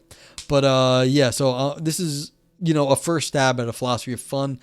I am trying to remember what I used to say. Like, I've been trying to develop ideas around this for a while, and I have like little notes and stuff on philosophy of fun. But yeah, so we're just going into some technical analysis now, where they're going to talk about the linguistic uses of the word fun as just a guide to understanding how people talk about it. Okay. Girls just want to have fun. Exactly. But like, what was Cyndi Lauper saying in that? Like, we could quote Cyndi Lauper on like that use of fun. Like, what is it about like girls just want to have fun? Like, I'm not even like, I'm half joking, but I'm half not. It's an iconic use of the word. Why was it such an iconic use? Like, what is that? And I wonder if like they'll even bring it up here. So it's like, yeah, like there might be something to understand, because if you have a theory of fun that does not work with Cyndi Lauper, you have a problem, because millions of people, maybe tens or hundreds of millions of people, kind of agree with Cyndi Lauper. So if your theory is disagreed with by tens of millions, hundreds of millions of people, your theory's wrong. Cyndi Lauper's right. Yeah. Everyone, exactly, Caudio. So I've said this before. If you have a theory where everyone else is wrong, no, everyone else is not wrong. Your theory is wrong. Yeah. Unreal Brian, dissertation, the denotative and connotative aspects of fun in the over of Cyndi Lauper. Like, what makes you think you're smarter than Cyndi Lauper? We're probably not smarter than Cyndi Lauper. Cyndi Lauper has put her finger on huge cultural like things for over the course of her life. She's probably smarter than all of us. And she's definitely more successful than or at least me. I don't know about the rest of you. But she's been super successful and got like cultural touchstones over the course of her life many times. If your theory is saying that Cyndi Lauper is wrong, you're going to have to go back and revise your theory, probably. I wonder has everyone figured out what the ratio of believers and higher powers to non-believers is? Well, historically, it's been massively in favor of believers. Just historically, of course. That looks like it's shifting, but I don't know exactly how much nowadays. There's always going to be a backlash on new technology and the new theory. So even like though a lot of people are like moving away from religion, there is always going to be a like conservative like backlash against it. So as girls just want to have fun, de dicto or de re? God damn it, Valpo. So de dicto is when you say just of saying of the word, and de re is the object. So the question here is, what is the have in have fun? So do they want to like have the object of fun, or is it that they are having, is there a unique experience of fun that they are participating in? That I get the problem is that is a joke that I get. Like, God damn it. Time After Time is one of your 10 favorite songs I have respected. Yeah. Adam says, I like Cyndi, but to be honest, she didn't invent the concept of that girls like to have fun. In the 1970s disco, tunes talk ladies night, want to have fun before Cyndi ever used the concept.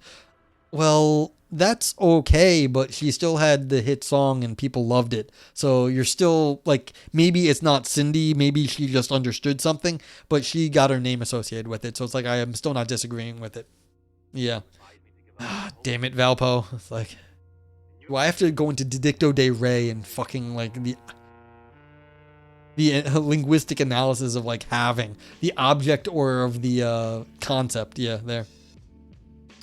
Cody says, I once knew a guy that was an atheist and had a moment once where he asked himself if everyone who have ever believed in God was wrong, and just like that he became a believer. Yeah, I mean, that's kind of a Pascal's wager style. It's like, if this is how people are, like, and this just seems what people do, maybe I should join the people.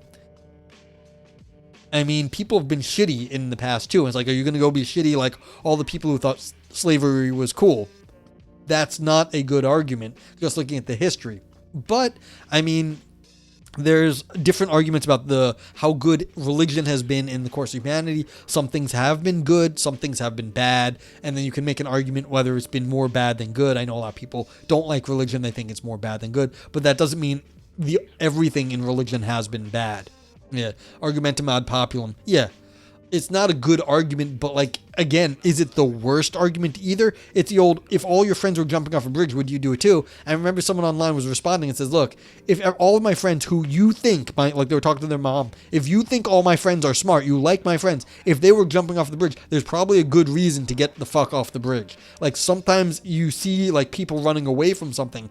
Running away is the right thing to do if like you think like those people are not crazy. You run away from danger because it is much worse to be caught in danger than it is to, be running away. So it's like not always the worst thing to like, just because it's argumentum ad populum, there's good times when you should just follow the wisdom of the crowd. Yeah. It doesn't sound like a good thing, but like, again, not all the fallacies, there's usually exceptions to the fallacies. Like I don't think ad hominem is always fallacious. Like I think attacking the person's character at certain times is the correct thing to do. So like we like to beat up on Heidegger here for being a Nazi.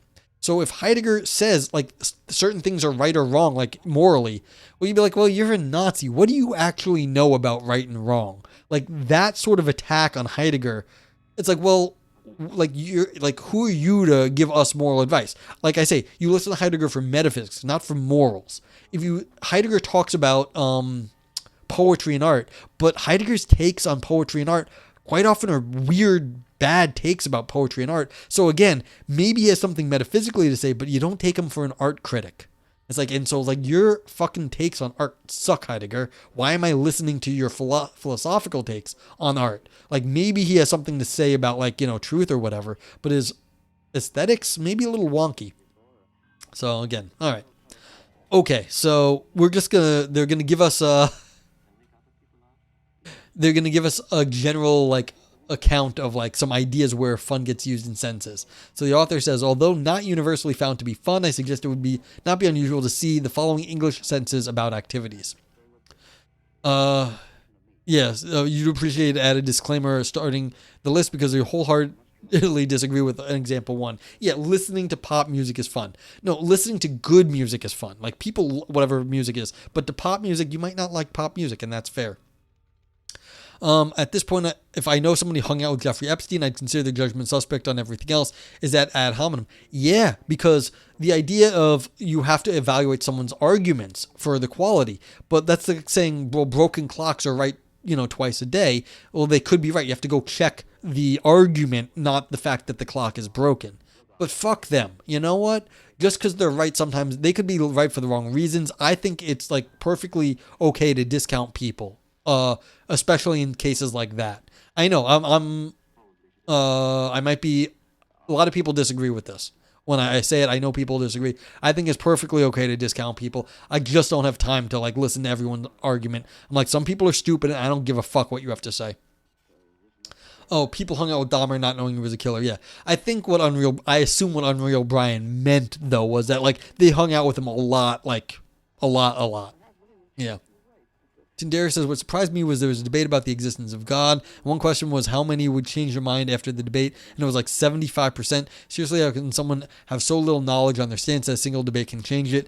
Yeah, well, welcome to the world where people don't think about stuff. So I was like, yeah. Adam and Rapture, the de re is Latin, as translated is thing, yet here within a symbolic framework it means that an object is prior to the judgment in a propositional attitude. I believe of X, that is F. Dedicto is I believe X is F, deriving from one. The other is controversial issue. Yes, but Adam, that was a joke. Valpo knows all this.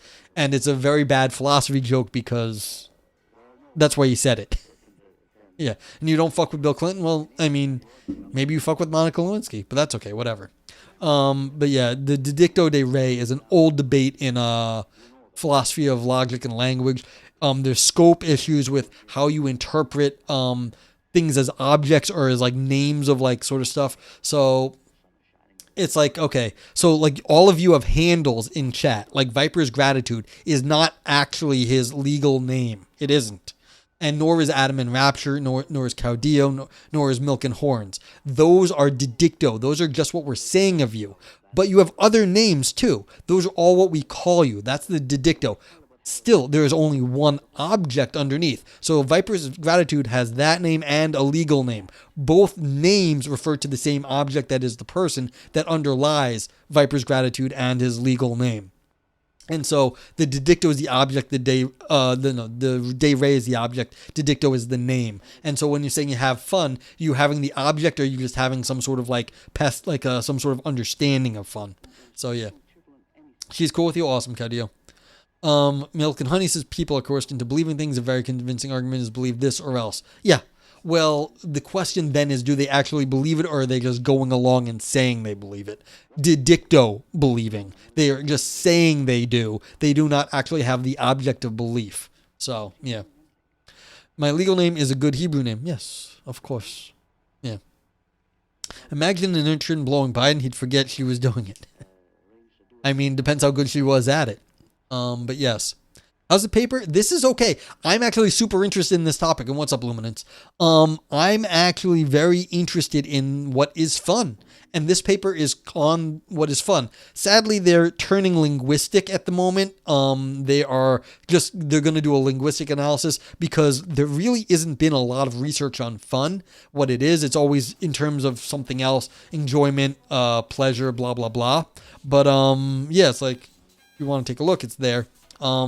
It's open access, and it's in the Philosophy of Games journal. So, like, it's, an analytic take on these things. But, yeah, they did a little bit of background, and now they're turning to what they're going to say is they're going to do a linguistic analysis just to see where fun kind of falls within language. And this is exactly where we're at. And they're giving, a list of places where fun, like examples of fun in English. So 1, listening to pop music is fun. 2, watching action. Again, how was your stream, Luminance? So fun is just a word. Everyone knows what it means. I don't understand Philosopher's Drive. Well, okay, if it's what is it then, Caudillo, if you understand what it means? Everyone has had a fun experience, but can you define that? Not so easy. Unreal says, so if we were enjoying talking about a paper on the meaning of fun, are we having meta fun? Yes. Needs to write a follow-up on this paper to ensure the shortcut is FOFUM. God damn it. Yeah. What's the point? Well, we haven't gotten it yet. We've been discussing the history of how fun is sort of what people have said about it, but there's not a whole lot. It was good. We were supposed to be short, but ended up going pretty long. Yeah, it happens. Milk and Honey, God is just a word. Nobody has met him. I don't understand why people believe in God. Well, you go out and deal with stuff. Like, people believe in it because lots of reasons. And one of them, at least, being the world's a very complicated place, and you want to believe that it makes sense. And God is one way of people making sense of the world. Even though it doesn't really help you a lot, the idea that there is something that like brings it all together, people like that. It's a comforting thought. So, yeah, and because the world is a scary place. Watching action movies is fun. Playing board games is fun. Going to a concert is fun. Eating dinner with friends is fun. Drinking coffee with friends is fun. Watching television is fun. Going to the movies is fun. Playing World of Warcraft is fun. Yeah, this is where I saw someone put this in chat earlier. I didn't know what the reference was, but yeah, not everyone thinks playing World of Warcraft is fun. Some people find it very painful now. How do you know nobody has met God? Yeah, well, that's true. Lumen says, is this an ordinary language approach to fun? Yeah, it kind of is. Sorry, I got an ad when you were explaining the paper. Yes, that's exactly what they're shifting into. I apologize for the ads. I have no control over Twitch and ads and things. I suggest all these activities are also describable as pleasurable or enjoyable. 1A, listening to pop music is enjoyable. Doubt in chat. Watching action movies is enjoyable. Playing board games is enjoyable. Going to a concert is enjoyable. And eating dinner with friends is enjoyable. Drinking coffee with friends is enjoyable. Watching television is enjoyable. Going to the movies is enjoyable. Playing World of Warcraft is enjoyable. Sex is enjoyable, as Caudillo says. Learning is fun. Yeah. Topic of an article they suggested earlier. Oh, yeah. Yeah. So you go check the other thing Vipers wanted me to read. Things that to me seem rarely described as fun, although potentially described as enjoyable, pleasurable, would be the following as highlighted by what I suggest to be somewhat unusual sentences for native speakers to use. Learning sex is really fun. I'm sure it can be. Although a lot of people say that their initial experiences were not that fun when they were trying to figure out how to sex, but I guess it could be. Okay, working is fun, living is fun, eating is fun. Yeah, so these are less used terms. Yours was awesome. Glad to hear it. Eating chocolate is fun. Having a massage is fun. Having a good breakfast is fun. Drinking coffee is fun. Drinking chocolate milk is fun. Writing books is fun. Yeah, most people would not say this. Writing is terrible. Being a teenager in a car is not so fun, though it is thrilling, maybe a different kind of fun. Yeah, so again, that's the difficulty here. Fun is too general. Usually what everyone else does is defines some more narrow concept and then uses that. And that was kind of the upshot of the first half of this paper. Their counterparts, the author argues, are much more usual. Working is enjoyable, living is enjoyable, eating chocolate is enjoyable, having a massage is enjoyable, having a good breakfast is enjoyable, drinking coffee is enjoyable, drinking chocolate milk is enjoyable, writing books is enjoyable. Yeah. I suggest that the difference between 1 through 9, 10 through 18, and the first set is that the first set, 1 through 9, have what I am calling generic and non-generic readings, while the second 10 through 18 only have non-generic readings as based on a semantic distinction as understood by Carlson. If true, then it may be the case that fun helps the reader determine if the sentence is a generic sentence, in addition to alerting the reader that the activity is pleasing, while pleasurable and enjoyable do the same but for non-generic sentences. Okay, so they're more specific. They're talking about a specific kind of pleasure, whereas fun does not specify what kind of pleasure or enjoyment you can be having. Okay, in other words, the author says, I think there's like the choice of the word fun shows us certain sentences are generic, while the choice of enjoyable shows us sentences the other ones are non-generic. A lot of the research into generics is in slurs nowadays. When you say X is a something, like a slur, where you say something is bad, like black people are X, Jews are Y, and where the thing is bad, and that's not giving you a specific thing of badness. You're just saying all these people, you're using them as a generic instance of any one of them is of a certain kind of badness. And so I can't cancel a word being used in the paper. It'll just ruin the paper, unfortunately. I'm sorry. I'll refund your money, your 1,000. Or Vipers, can you redeem the... Sorry, you can't pick a word that I have to say in the paper. Yeah. Unreal says, I almost think it's the reverse. I was thinking about I go out for a walk every day and walking is enjoyable, but usually it's missing a certain thing that would lead me to call it fun. Well, the walk being enjoyable is, that's the thing. It's very specific. You like your walk specifically. The funness is that it has some sort of general thing that you can't describe. Yeah. Thank you, Vipers. You're in a troll mode? That's fine. Oulipo Phil Roulette.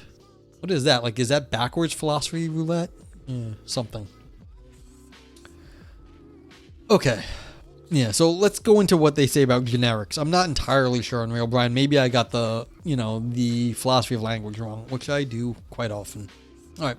What the author is calling generic sentences, I'm following Carlson, who tells us that generic sentences typically express regularity, but are not linguistically marked in English. Okay, so there's a regularity here, is what it is. Some kind of regularity. However, we can determine them because epistemologically, a generic sentence is one expressing a truth or falsehood, the truth of which cannot, in general, be ascertained solely with reference to any particular localized time. Yeah, that's what I was saying. It's your walk... You like that walk, but you enjoyed that walk, but it was the idea that it's fun, you can't find anything that is fun about that walk. Oulipo was a poetry thing when they had extreme constraints, like writing a whole novel without using the word E. Oh, yeah. So I've definitely heard about that, and I think I've thought of that before in terms of this redeem, where I can just blank out a word. When I'm chatting at the beginning of stream, I will attempt to actually not say the word during that. It's a 5-minute timer or whatever. Yeah. Okay. As such, and paradigmatically speaking, the idea that the truth that the sun sets in the west cannot be determined even in principle from one region of spacetime means that such a sentence is generic, while the sun is setting in the west is non-generic, seeing its truth is determined at a discrete point in space, in time and space. Yeah, so if you just say the sun sets in the west, it's like, well, that's out of time and space because there's different west, like, you know, it's not always, you could be on a different planet, but the sun is setting in the west has to be where the sun is actually defined in the direction of west. Okay, while for some purposes it is useful to distinguish between generic and habitual sentences, the above understanding has habitual sentences, like Polly smokes, under... Cool. Alright, so... let's try to get this paper done. But yeah, we're talking fun, and this is gonna be such a pain in the ass to like edit together the fucking like clips. I'm gonna have so many clips to put together now. But yeah, so I forget what we were talking about, but yeah, the Ubuntu's been, I don't know, it's usually very solid, and I don't use this computer for anything else, so nothing else on it changes. Very rarely, so it's like it's weird. But alright. Yeah. Alright, so let's get through this thing. Where were we? Oh yeah, so generic senses. So you're saying like Polly smokes, or you say a lot of times what gets discussed now is like, you know, white people are X or black people are Y, or you say something like that. So it's like you're saying something about not any specific one, you're saying something about all the group of that, any of them if you were to choose them. Okay. It follows then that if the word pleasurable is used in a non-generic sense about activities, then the activities would be described as pleasurable must be able to occur at a single region of spacetime. Yeah, that's the only thing I can think of, Adam. Like but I don't change anything except for updating very basic stuff on this computer. Like I said, I use it for nothing other than streaming, really. So the idea that it does, yeah. Unfortunately, too long a stream, I'm out of water. So, yeah. So, that's all we got. A few drops. Okay. So, if fun is used for generic sentences about activities, then it appears that the activities that are described as fun must be able to occur at multiple regions of spacetime. Yeah, so who was it? Unreal Brian, your walk is fun. The idea that you have meant, like, you could be walking at any given point, but like, was your walk today fun? Well, you'd say your walk today could be enjoyable. It could also be fun, but then you have your walk is fun. Do you know what group of people you find yourselves? All of them. Yeah, people. You could say people are jerks. That's a generic thing. So like all people are jerks then. Like people are jerks. Of course, it's like, well, then you say, could you pick out a specific one and that person is a jerk? It's like, yes. But that's how this works.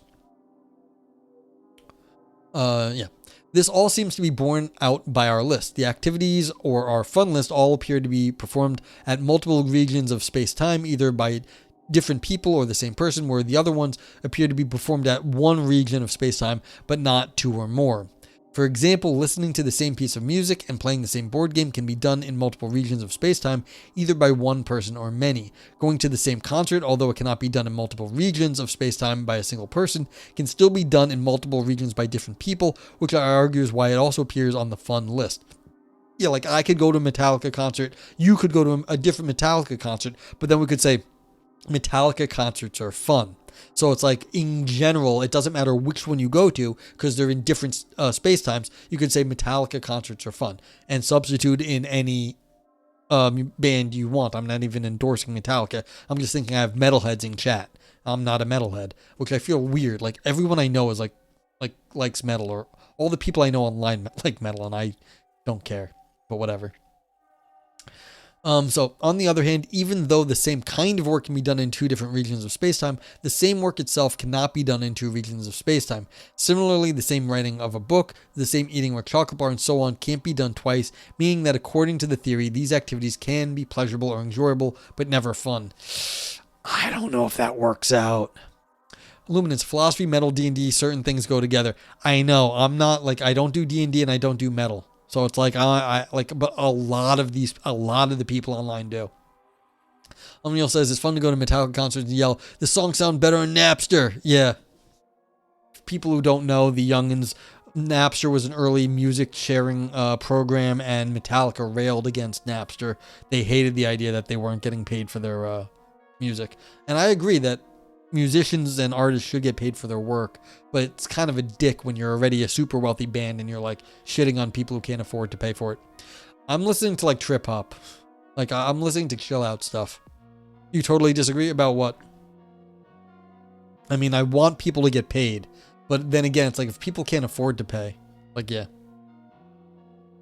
I'm always listening to like, it's like chill. Like I listen to my good old vaporwave, my synthwave. I listen to trip hop. Yeah.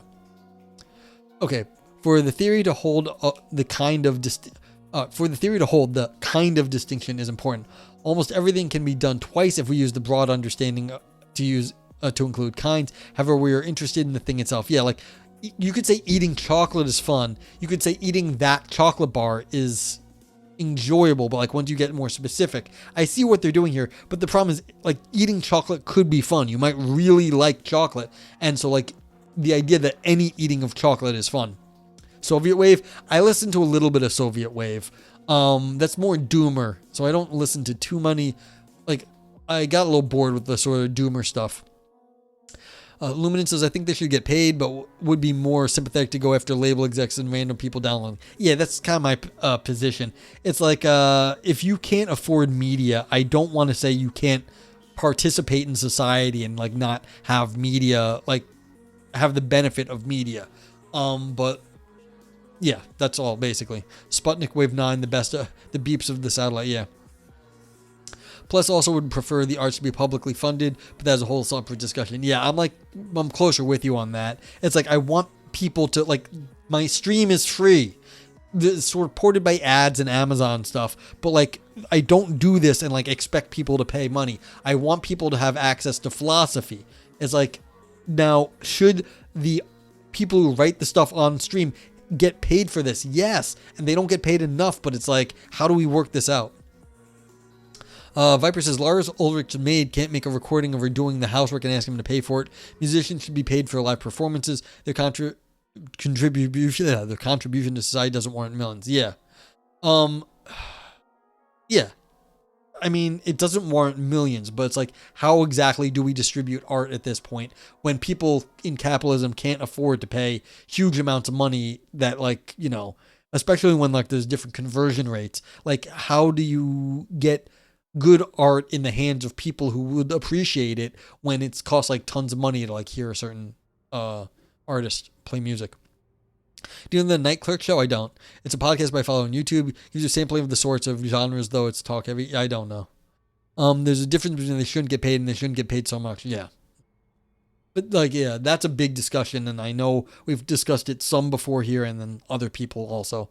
It's a lot of stuff to talk about. All right, I'm not so sold on this, like only enjoyable is particular and fun is generic. I think that doesn't cover what the genericness of fun is. But yeah, you don't even mind Metallica getting millions. The Black Album was a big influence to me, but don't be asses. Yeah, that's kind of what I'm saying. I'm like, you got paid. Don't be asses about it. And I understand, like, you want to continue to get paid and you have to defend your work, but like you can be nicer about it. But again, is that maybe Metallica's fault, or is that like capitalism and intellectual property rights problems? And like Nintendo gets a lot of shit for going after creators. But I mean, again, Nintendo also has to protect their intellectual property. And so it's like, maybe you shouldn't be hating on Metallica. You have to be hating on the laws that surround intellectual property. It's like, yeah. Yeah. Okay. So, for instance, the same kind of coffee can be drunk twice, and the same kind of writing book can be done twice, say about vampires with other people, but the same coffee itself can't be drunk twice, and the same writing itself cannot be done twice. When we say we can listen to the same music twice or play the same game twice, we don't mean they are able to listen to the same kind of music or the same kind of game, but to the same music or game itself. Lumen says, but in a way I agree, because I think public funding patronage model is better than a commodity model, in your opinion. Yeah, I don't know what the solution is on that stuff. Okay, of course, all this would necessarily mean that every activity that is fun, that is able to occur at multiple regions of spacetime, also entails being pleasurable or enjoyable, that is able to occur in one region of spacetime, which sounds correct. Like this might describe fun, but I don't know if it gets at anything fundamental. Like what's fundamental about fun is not its genericness, is that it's got something over and above the pleasurability and enjoyability. I don't feel like that it can happen in multiple places is specific of fun, that it is just a generic. But yeah. Adam says you can't step into the same river twice and you can't step into the river multiple times. Yeah. So it's like, yeah, you can never drink the same coffee twice, caffeinated, Heraclitus. Yeah, and see, because of these jokes, you can see that like it's kind of missing the point. The fact that it's generic is not capturing why fun is fun. It's capturing something about what the specific other instances are doing that is different, but that's not telling you, that's telling you what the other instances are doing, not what is special about fun. Lumen says, I usually don't think this is fun means this is happening at a particular place in time. When you say this is fun, this is happening at a particular place in space-time, you don't think that. It's the whole point of this is saying that when you say this is enjoyable, you think that this specific instance is enjoyable. It's like kind of, but I think this is like, they're not wrong, but it's not getting anything super fundamental here. Okay. Note that an activity being fun needn't necessarily mean that someone actually is enjoying themselves when they engage with the activity, only that the activity is enjoyable, that is able to be performed in a single region of space-time. Your fault for spacing out? Yeah, that's fine. As such, we could be engaging in a fun and thus enjoyable activity, such as playing a video game, and not be actively enjoying ourselves, say if we are losing. The conditions of enjoyment itself is beyond the scope of this paper, but perhaps might have something to do in the case of a game with a one-off region of space-time, for example, where someone wins or is in a flow state. Yeah, see, again, they know they're not saying a whole lot. They're just saying there's something about the uniqueness of having there's something about uniqueness and fun that's going on here, but like they don't quite have it right. Okay, Walter Podolchak was perhaps the first to notice via surveys of the public that there was general agreement that you can't have a fun activity that is not enjoyable. This explains why, as a generic reading, fun, for the first group of statements like, playing games is fun, there's a non-generic enjoyable reading for the same sentences. Yeah, so a specific game is fun, is enjoyable. The difference is that the speaker presumably means to refer to a localized, non-generic version of the activity with enjoyable and pleasurable, and to a generic version of the activity of fun. Yeah, so like you can play, this game might be fun, and then that particular time when you played, that was enjoyable. One important corollary of the present theory is that actions not being able to be fun should be read as a linguistic point, not a psychological one. Yeah, so this is just describing the way it's used in language, not exactly what's deep about. This is what I was saying before. It's not telling you what it's doing for you in your mind or philosophically. Several of the activities on the second list could be called fun if given different framing, such that instead of saying have breakfast, we could frame the same activity as have breakfast with friends, which is able to be performed at multiple regions of space-time at an event, say every Tuesday. Yeah. So again, just because you say have breakfast, you might find having breakfast fun, but like you have to explain what you're talking about. Lumen says, couldn't I just say that if I describe playing a game as fun, generally I mean that I would place a higher likelihood on someone playing a game describing their experience as fun than not. I know nothing in philosophy of language. Yeah, so that's where these people are going. This author is saying is like, look, fun in some sense is about not any one specific activity, but like you could say a higher likelihood. That actually is like a meta situation that's saying probabilistically across multiple situations. That's their point, that when you say something like this, it doesn't talk about any specific one. When you talk probabilistically, that is that's functioning in the same way. Hello all, Mr. Design Cooks. How are you? Welcome in. We are talking about the philosophy of fun. What is it to have fun? Okay, but I'm starting to lose my mind now. It's getting I've been streaming for a long time at this point. But yeah. Okay. So this appears to transform the same act into potentially being fun through language choice rather than necessarily describing a different activity. Yeah. So what you're saying is like this particular one was enjoyable, but in general, when I do it, I have fun. 15 minutes only, I know. I started streaming at 8 p.m. and now it is, later than 3.5 hours later, something like that. A naive reaction might be that it is the social nature of the activity or the friendly feeling turning the activity fun, which would be in line with fun being a flavor of psychological experience. Notice that social activity and friendly feelings are not always described by generic sentences, however. Alan Dix, for instance, suggests the following example of spending time with friends as being enjoyable but not fun. Quote, an evening quietly sipping wine with friends, slowly watching the breeze fleck the still surface of cool waters, far off the gentle sound of a beck tumbling towards the lake, ducks and swans slowly gathering on the water's edge as the sun casts vivid light shadows across the distant hills. End quote. Why wouldn't this be fun? I argue simply because this evening is a one-off, far too specific to be a generic sentence. No, you see, I think this is a little bit of them too much reading what into it. You could describe this sort of thing as fun. Like, I think it would work because you're describing, like, a few animals, some gurgling water. That's not actually that specific. It's only specific if you don't get out of the house enough. If you don't get out of the house enough, you think that's very specific. If you get out of the house, no, that could be your everyday evening, like hanging out by a lake. Fun is for the rich, the poor aim, and the poor to aim for. I feel fun is subjective. I think the word is up to who thinks what is fun. Yes, but that doesn't mean we can't describe what it is for someone to have fun, even if it is specific at that time. Yeah. Some people enjoy watching birds. Exactly. They find that fun. That's okay, but what is it to be fun, even if one person finds one thing fun and another person finds another thing fun? Doesn't mean we can't describe fun in general, too. Wait, is this just the rule-following paradox? Oh, I can't even think of the rule-following paradox at this point. But, yeah. There's something about generic descriptions of the world, yeah. The all-famous describe love in words. Well, that's what happens when you get to these big concepts. I was talking about truth earlier. People avoid trying to talk about the truth because there's too many things that could be described as true and too many ways it could go. That doesn't mean it's a bad topic of discussion. It just means it's difficult and people will have to do something to narrow it down, but there's still progress to be made. Some people just want to watch the world burn. Yeah, they might find that fun. It's like, yeah. So again, I'm a little worried about this generic thing where you're saying like it's out of space and time because people are going to have a different concept of that too. And so, yeah, is that a rule? I don't know. It depends how you describe it. That was what your stream was about too? Cool. Very cool. Yeah, if anyone does not follow Luminance Bloom, go follow Luminance Bloom. Give Luminance a shout out quick. Ooh. Nope, that's wrong. Also shout out,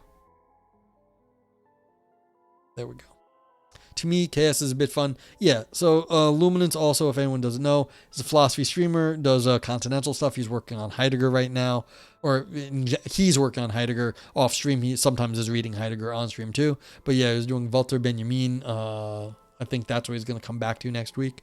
But yeah, cool. So if anyone doesn't know Luminance, go give him a follow if you're interested in philosophy content. Yeah, Chaos is a bit fun. But the idea here is that you can talk about that because you can say, I like chaos in a generic way. You're not saying, well, this specific chaos. And that's what these people's theory is. And I don't think that's quite right. I think, yes, when you talk about something that's enjoyable, you might quite often be talking about something more specific, but that's not really talking a lot about what makes fun fun. Yeah. So yeah, they're saying this is too specific. You like unpredictably in chaos sounds. Yeah, and that's fair. And so there's games where there's like chaotic things, and you would like those games maybe more than like a puzzle game where everything is like very formalized. Hey, Tommy, what's going on? Tommy is also a philosophy streamer, although he's usually playing games, but he talks philosophy. He does mind and neuroscience. I'll give Tommy a shout out, but I think I just shouted out Luminance. How you doing, Tommy? Chess versus poker. Yeah, versus like Magic the Gathering or something. Because even chess and poker, you can know all the probabilities ahead of time in both chess and poker. Or there's ways of figuring it out, even if you don't know all the probabilities. There is like rankings nowadays that you can do with like computer systems. Well, I'm doing all right, Tommy. Yeah, I've had computer issues. I've crashed twice already this stream, but like, yeah. Well, I probably have multiple go lives going out, but whatever. But yeah, like I'm 3.5 hours in. I'm just trying to get through this paper. But at this point, it's been a long stream. I'm starting to lose my mind because doing philosophy live for like 3 hours, I just start losing it. But I'm okay.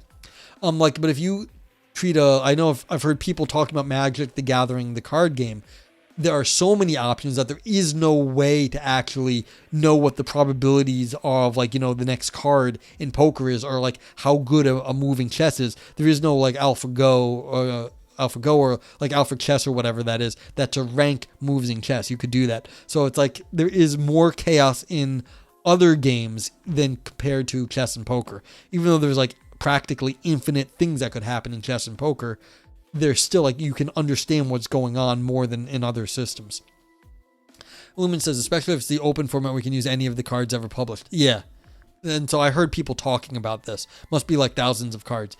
Exactly. And so that is a very different system compared to chess and poker, even though there may never have been two chess games exactly like over a certain number of moves. Like whatever it is, I wouldn't be surprised, just because there's so many possibilities. There's still ways of ranking the situation that people understand. Sorry about that. Yeah, super complex interactions. Exactly. So there's a difference in what's going on. Okay. So this person's saying that fun is generic and enjoyable is specific, and I'm like doubt on that, but it is getting at something. Fun seems over and above specific instances of enjoyment. Magic the Gathering is Turing complete. Okay, that's good to know. So it would maybe be calculable, even if it's way more complex because of all the cards that could be played at any given time. Good to know, Vipers. Lumen says there's a certain point in every chess game, except for rare cases, where your richer position has most likely never been played before. Yeah, I assumed so, because of like just the complexity, the combinatorics of all the possible chess moves and how many pieces are on the board. It just explodes in complexity. That's why it's only been provable that like how games will end with only like a certain limited number of pieces left on the board, and as soon as you get one more piece, it's like it would take the time in the entire universe to calculate like what the outcome was at that point. Okay. It seems that it is not being social that is the variable that makes things fun, but rather the language used to describe the activity. Yeah, that I can tell you right now, the language used to describe the activity is not what makes anything fun. To bring back to what Valpo said, that's a didicto reading. That's just describing, like, what we're calling it. That is not what the fun is. Yeah, Viper says if you shuffle a deck of cards, it's in order that no one has ever seen before. Yeah, shuffling a deck of cards like fully will have more complexity than there are like atoms in the universe. And so the chance of it ever repeating itself is unlikely. And that's what makes card games interesting. Yeah, 52 factorial is some insane number, exactly, as Vipers is saying. Lumen says Hikaru, and if anyone doesn't know who Hikaru is one of the best chess players in the world. He also streams. Hikaru said that your only chance of beating a grandmaster is in the early stages, because that's when there is enough pieces that it's still more complex than GM can hold in their head. Yeah. I mean, makes sense. You have to get them early, or else they're going to outthink you because they just know more than you do. And you're not going to be more clever than they are at that point. Okay, the idea that it is sociability that makes things fun comes from Podlick, who tells us you can enjoy yourself by yourself. You can enjoy yourself in a group. Sometimes you can have fun in a group, but you cannot have fun by yourself. That's weird. I think the idea that you cannot have fun by yourself is a strange idea. You might have trouble just on your own if you do nothing else, but like playing a video game can be fun. And so that's a weird take there. In later stages, they play perfect. Yeah, I mean, the people are unbelievably good nowadays. The reason for this conclusion was qualitative surveys given by Podlick, where he asked people about activities they enjoyed. Before the surveys were given, Podlick presumed that enjoyment and fun were essentially synonymous. Then, in what he calls his aha moment, he determines that it was with solitary activities that people reported enjoyment, while social activities were more likely reported as fun. I would contend that there has to be a level of things you don't know gonna happen in fun. There has to be some element of creativity, some element of wonder, in fun. And that's why it's when you add the complexity of other people, you can have fun. When it's by yourself, it's unlikely that that happens. Not impossible, just very unlikely. There's something over and above enjoyment. Fun happens when there's something new happening going on. So yeah. Well, self-report strikes again. I think, yeah, that's not great.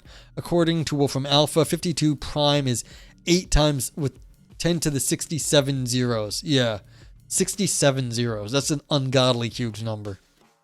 Yeah, I'm not worried about the self-report. I think that, like, in general, you're going to not have less fun on your own.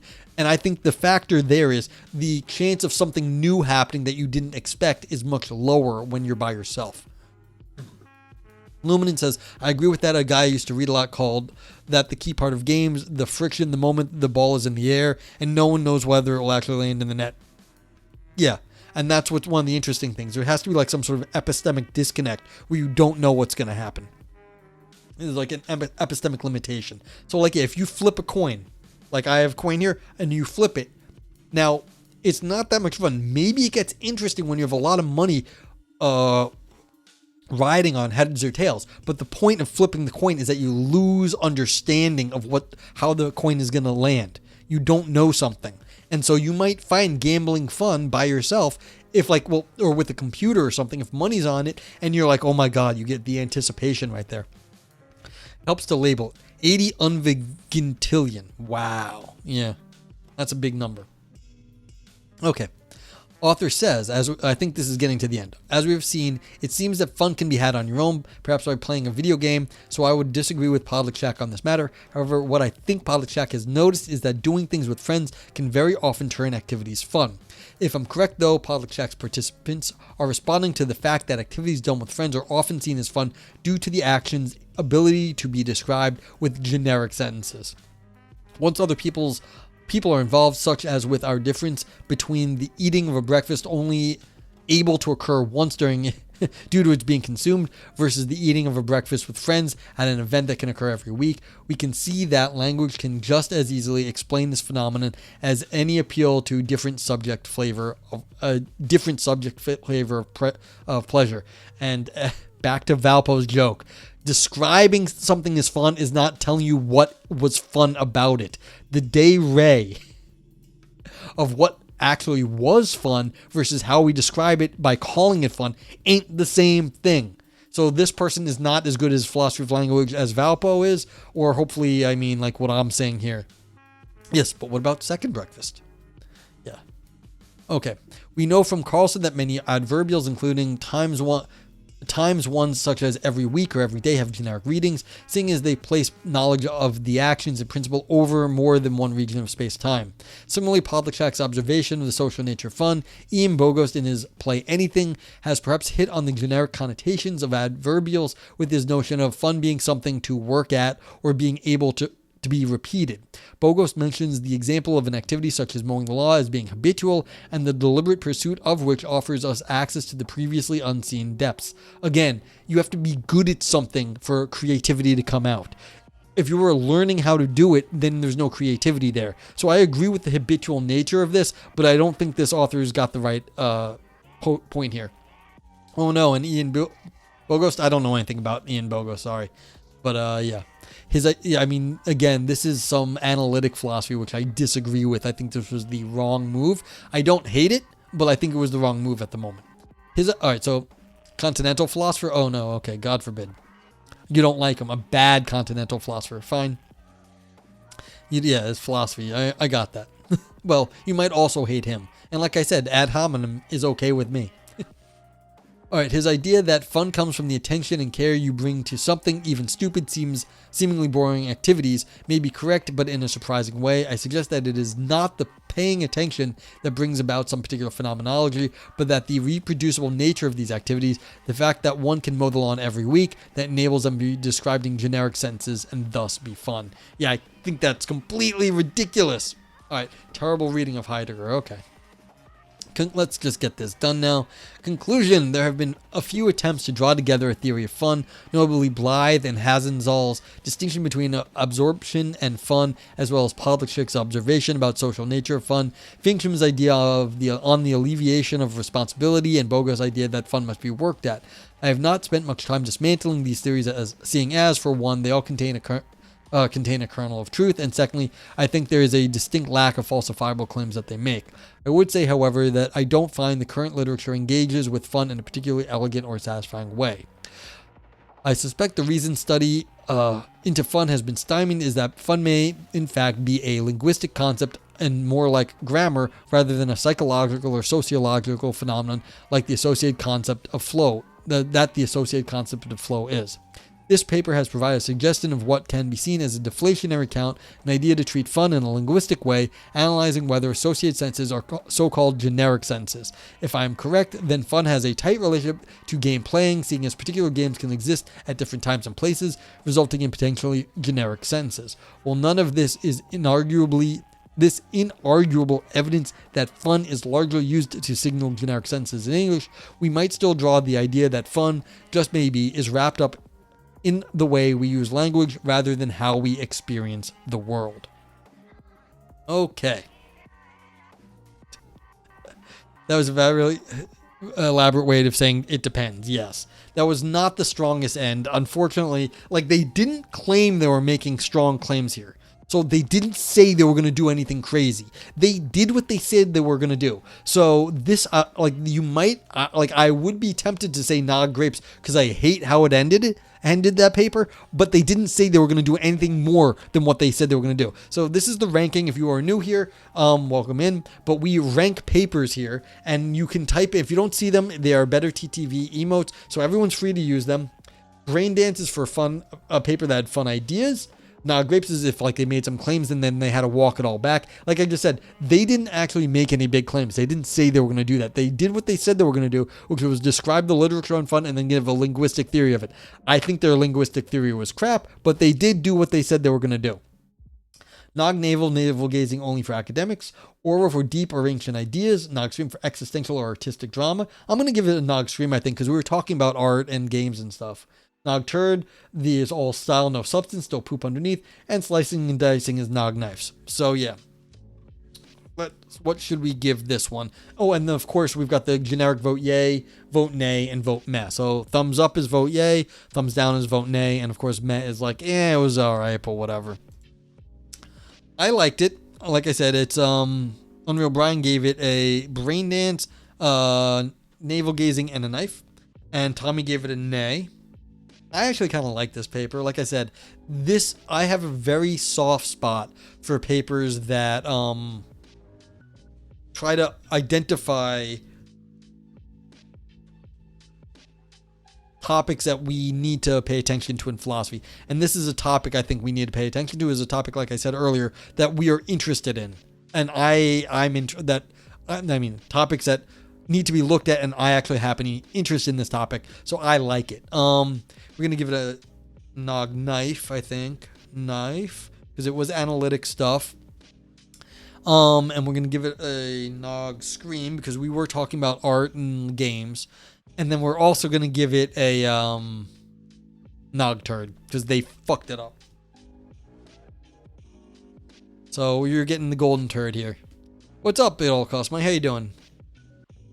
So, even though it was, I thought it's a good paper, I hated their conclusion. I thought it was terrible. I think they missed the boat on what actually is fun, that it's not generic. It's that it's hard to describe what it is because it involves creativity. I think that's a much better take. And since you can't describe creativity, that's where the genericness is coming. They only described how it gets used and not actually what was fun or what is involved in fun. You hate boiling everything down to linguistics. I know that's very unanalytical of you. No, I think in this case it was completely right. That there are things that are fun, and this is just not. It didn't get at what was fun. It described part of the phenomena, that there is something generic about it. I kind of agree with that, but the idea that I think they completely don't understand what is actually fun in fun. They're only doing a completely deflationary take. And so, like I said, they said this is what they said they were going to do, and they did it. I just think what they did was bad. It was one of those, you should have known better. You should have been a better philosopher than to have said this. And it's like, and I can't even hate them. This is not bad analytic philosophy. I just don't like their conclusion. I think it was bad. Yeah. Well, Luminance, again, you just showed up at the end. That's fine. But it's like, their conclusion kind of sucked. But I really liked them identifying fun as something that should have been studied, and the work that they did to tell the history. Like, if I ever get around to writing my paper on fun, I'm referencing this paper. I'm going to say I disagree with their conclusions, but I'm going to be referencing all the work they did in the first half to describe like the state of what philosophy of fun is. Yeah, so Adam Rapture says Nog, it says navel gazing and grapes. Yeah. Unreal Brian says philosophers are analyzing fun without understanding anything about fun. There's something on the nose about that. Yeah. Yes. This is trying to elide saying whether fun is subjective or objective. Yeah, exactly. This is completely deflationary. They're trying to say something else about it, which again, and I don't think what they said, it's like, it's like a statistical analysis of when fun gets used. That's great, but like, is it telling you anything specific about fun? It's just descriptive about the language use. A philosopher who I love very dearly works in humor, but I've never heard them say a funny thing ever. I'm not even sure they have emotions. Yeah, well, that's one of those, people study what they don't understand. So, like, that's gonna happen. But yeah, The Phenomenology of Spirit by May. Yes, god damn it, Vipers, that's another good fucking title. Phenomenology. Like, seriously, if I write a paper on fun, like, I'm using that. You will get a thank you. Like, that's a fucking great title for a philosophy paper. Like, that paper will get downloaded. Unreal Brian said, I was thinking of, for one thing, that they didn't deal with fun being descriptive of affective response to something which seems essential. Like, we'll say more about that, would you? Like, what do you mean by affective response there? This title came to me in Twitch chat. Yeah, I'll say that. I'll be like, I'll reference, like, Twitch TV / Viper's Gratitude if need be. Can someone inaccurately identify their own experience as fun? I'd say no, because like you have to be able to be like, I enjoy this, because I think enjoyment is like a necessary thing. So if you are not an enjoyment is an emotive response, and you generally are not wrong about how you feel. So it's more like you're describing how you feel, and it's like, who is actually wrong? It's like, well, I'm in pain. You're not wrong about how you feel about stuff. Are we having fun yet? Yeah, exactly. I mean, philosophy roulette is not necessarily fun. Sometimes it is quite painful, and we read crappy papers, but like, I'm trying to be sometimes fun, but at least I'm showing what's going on in philosophy. That's at least worth something. It's interesting. What creative process takes place in fun? Isn't the creative process secondary properties to fun?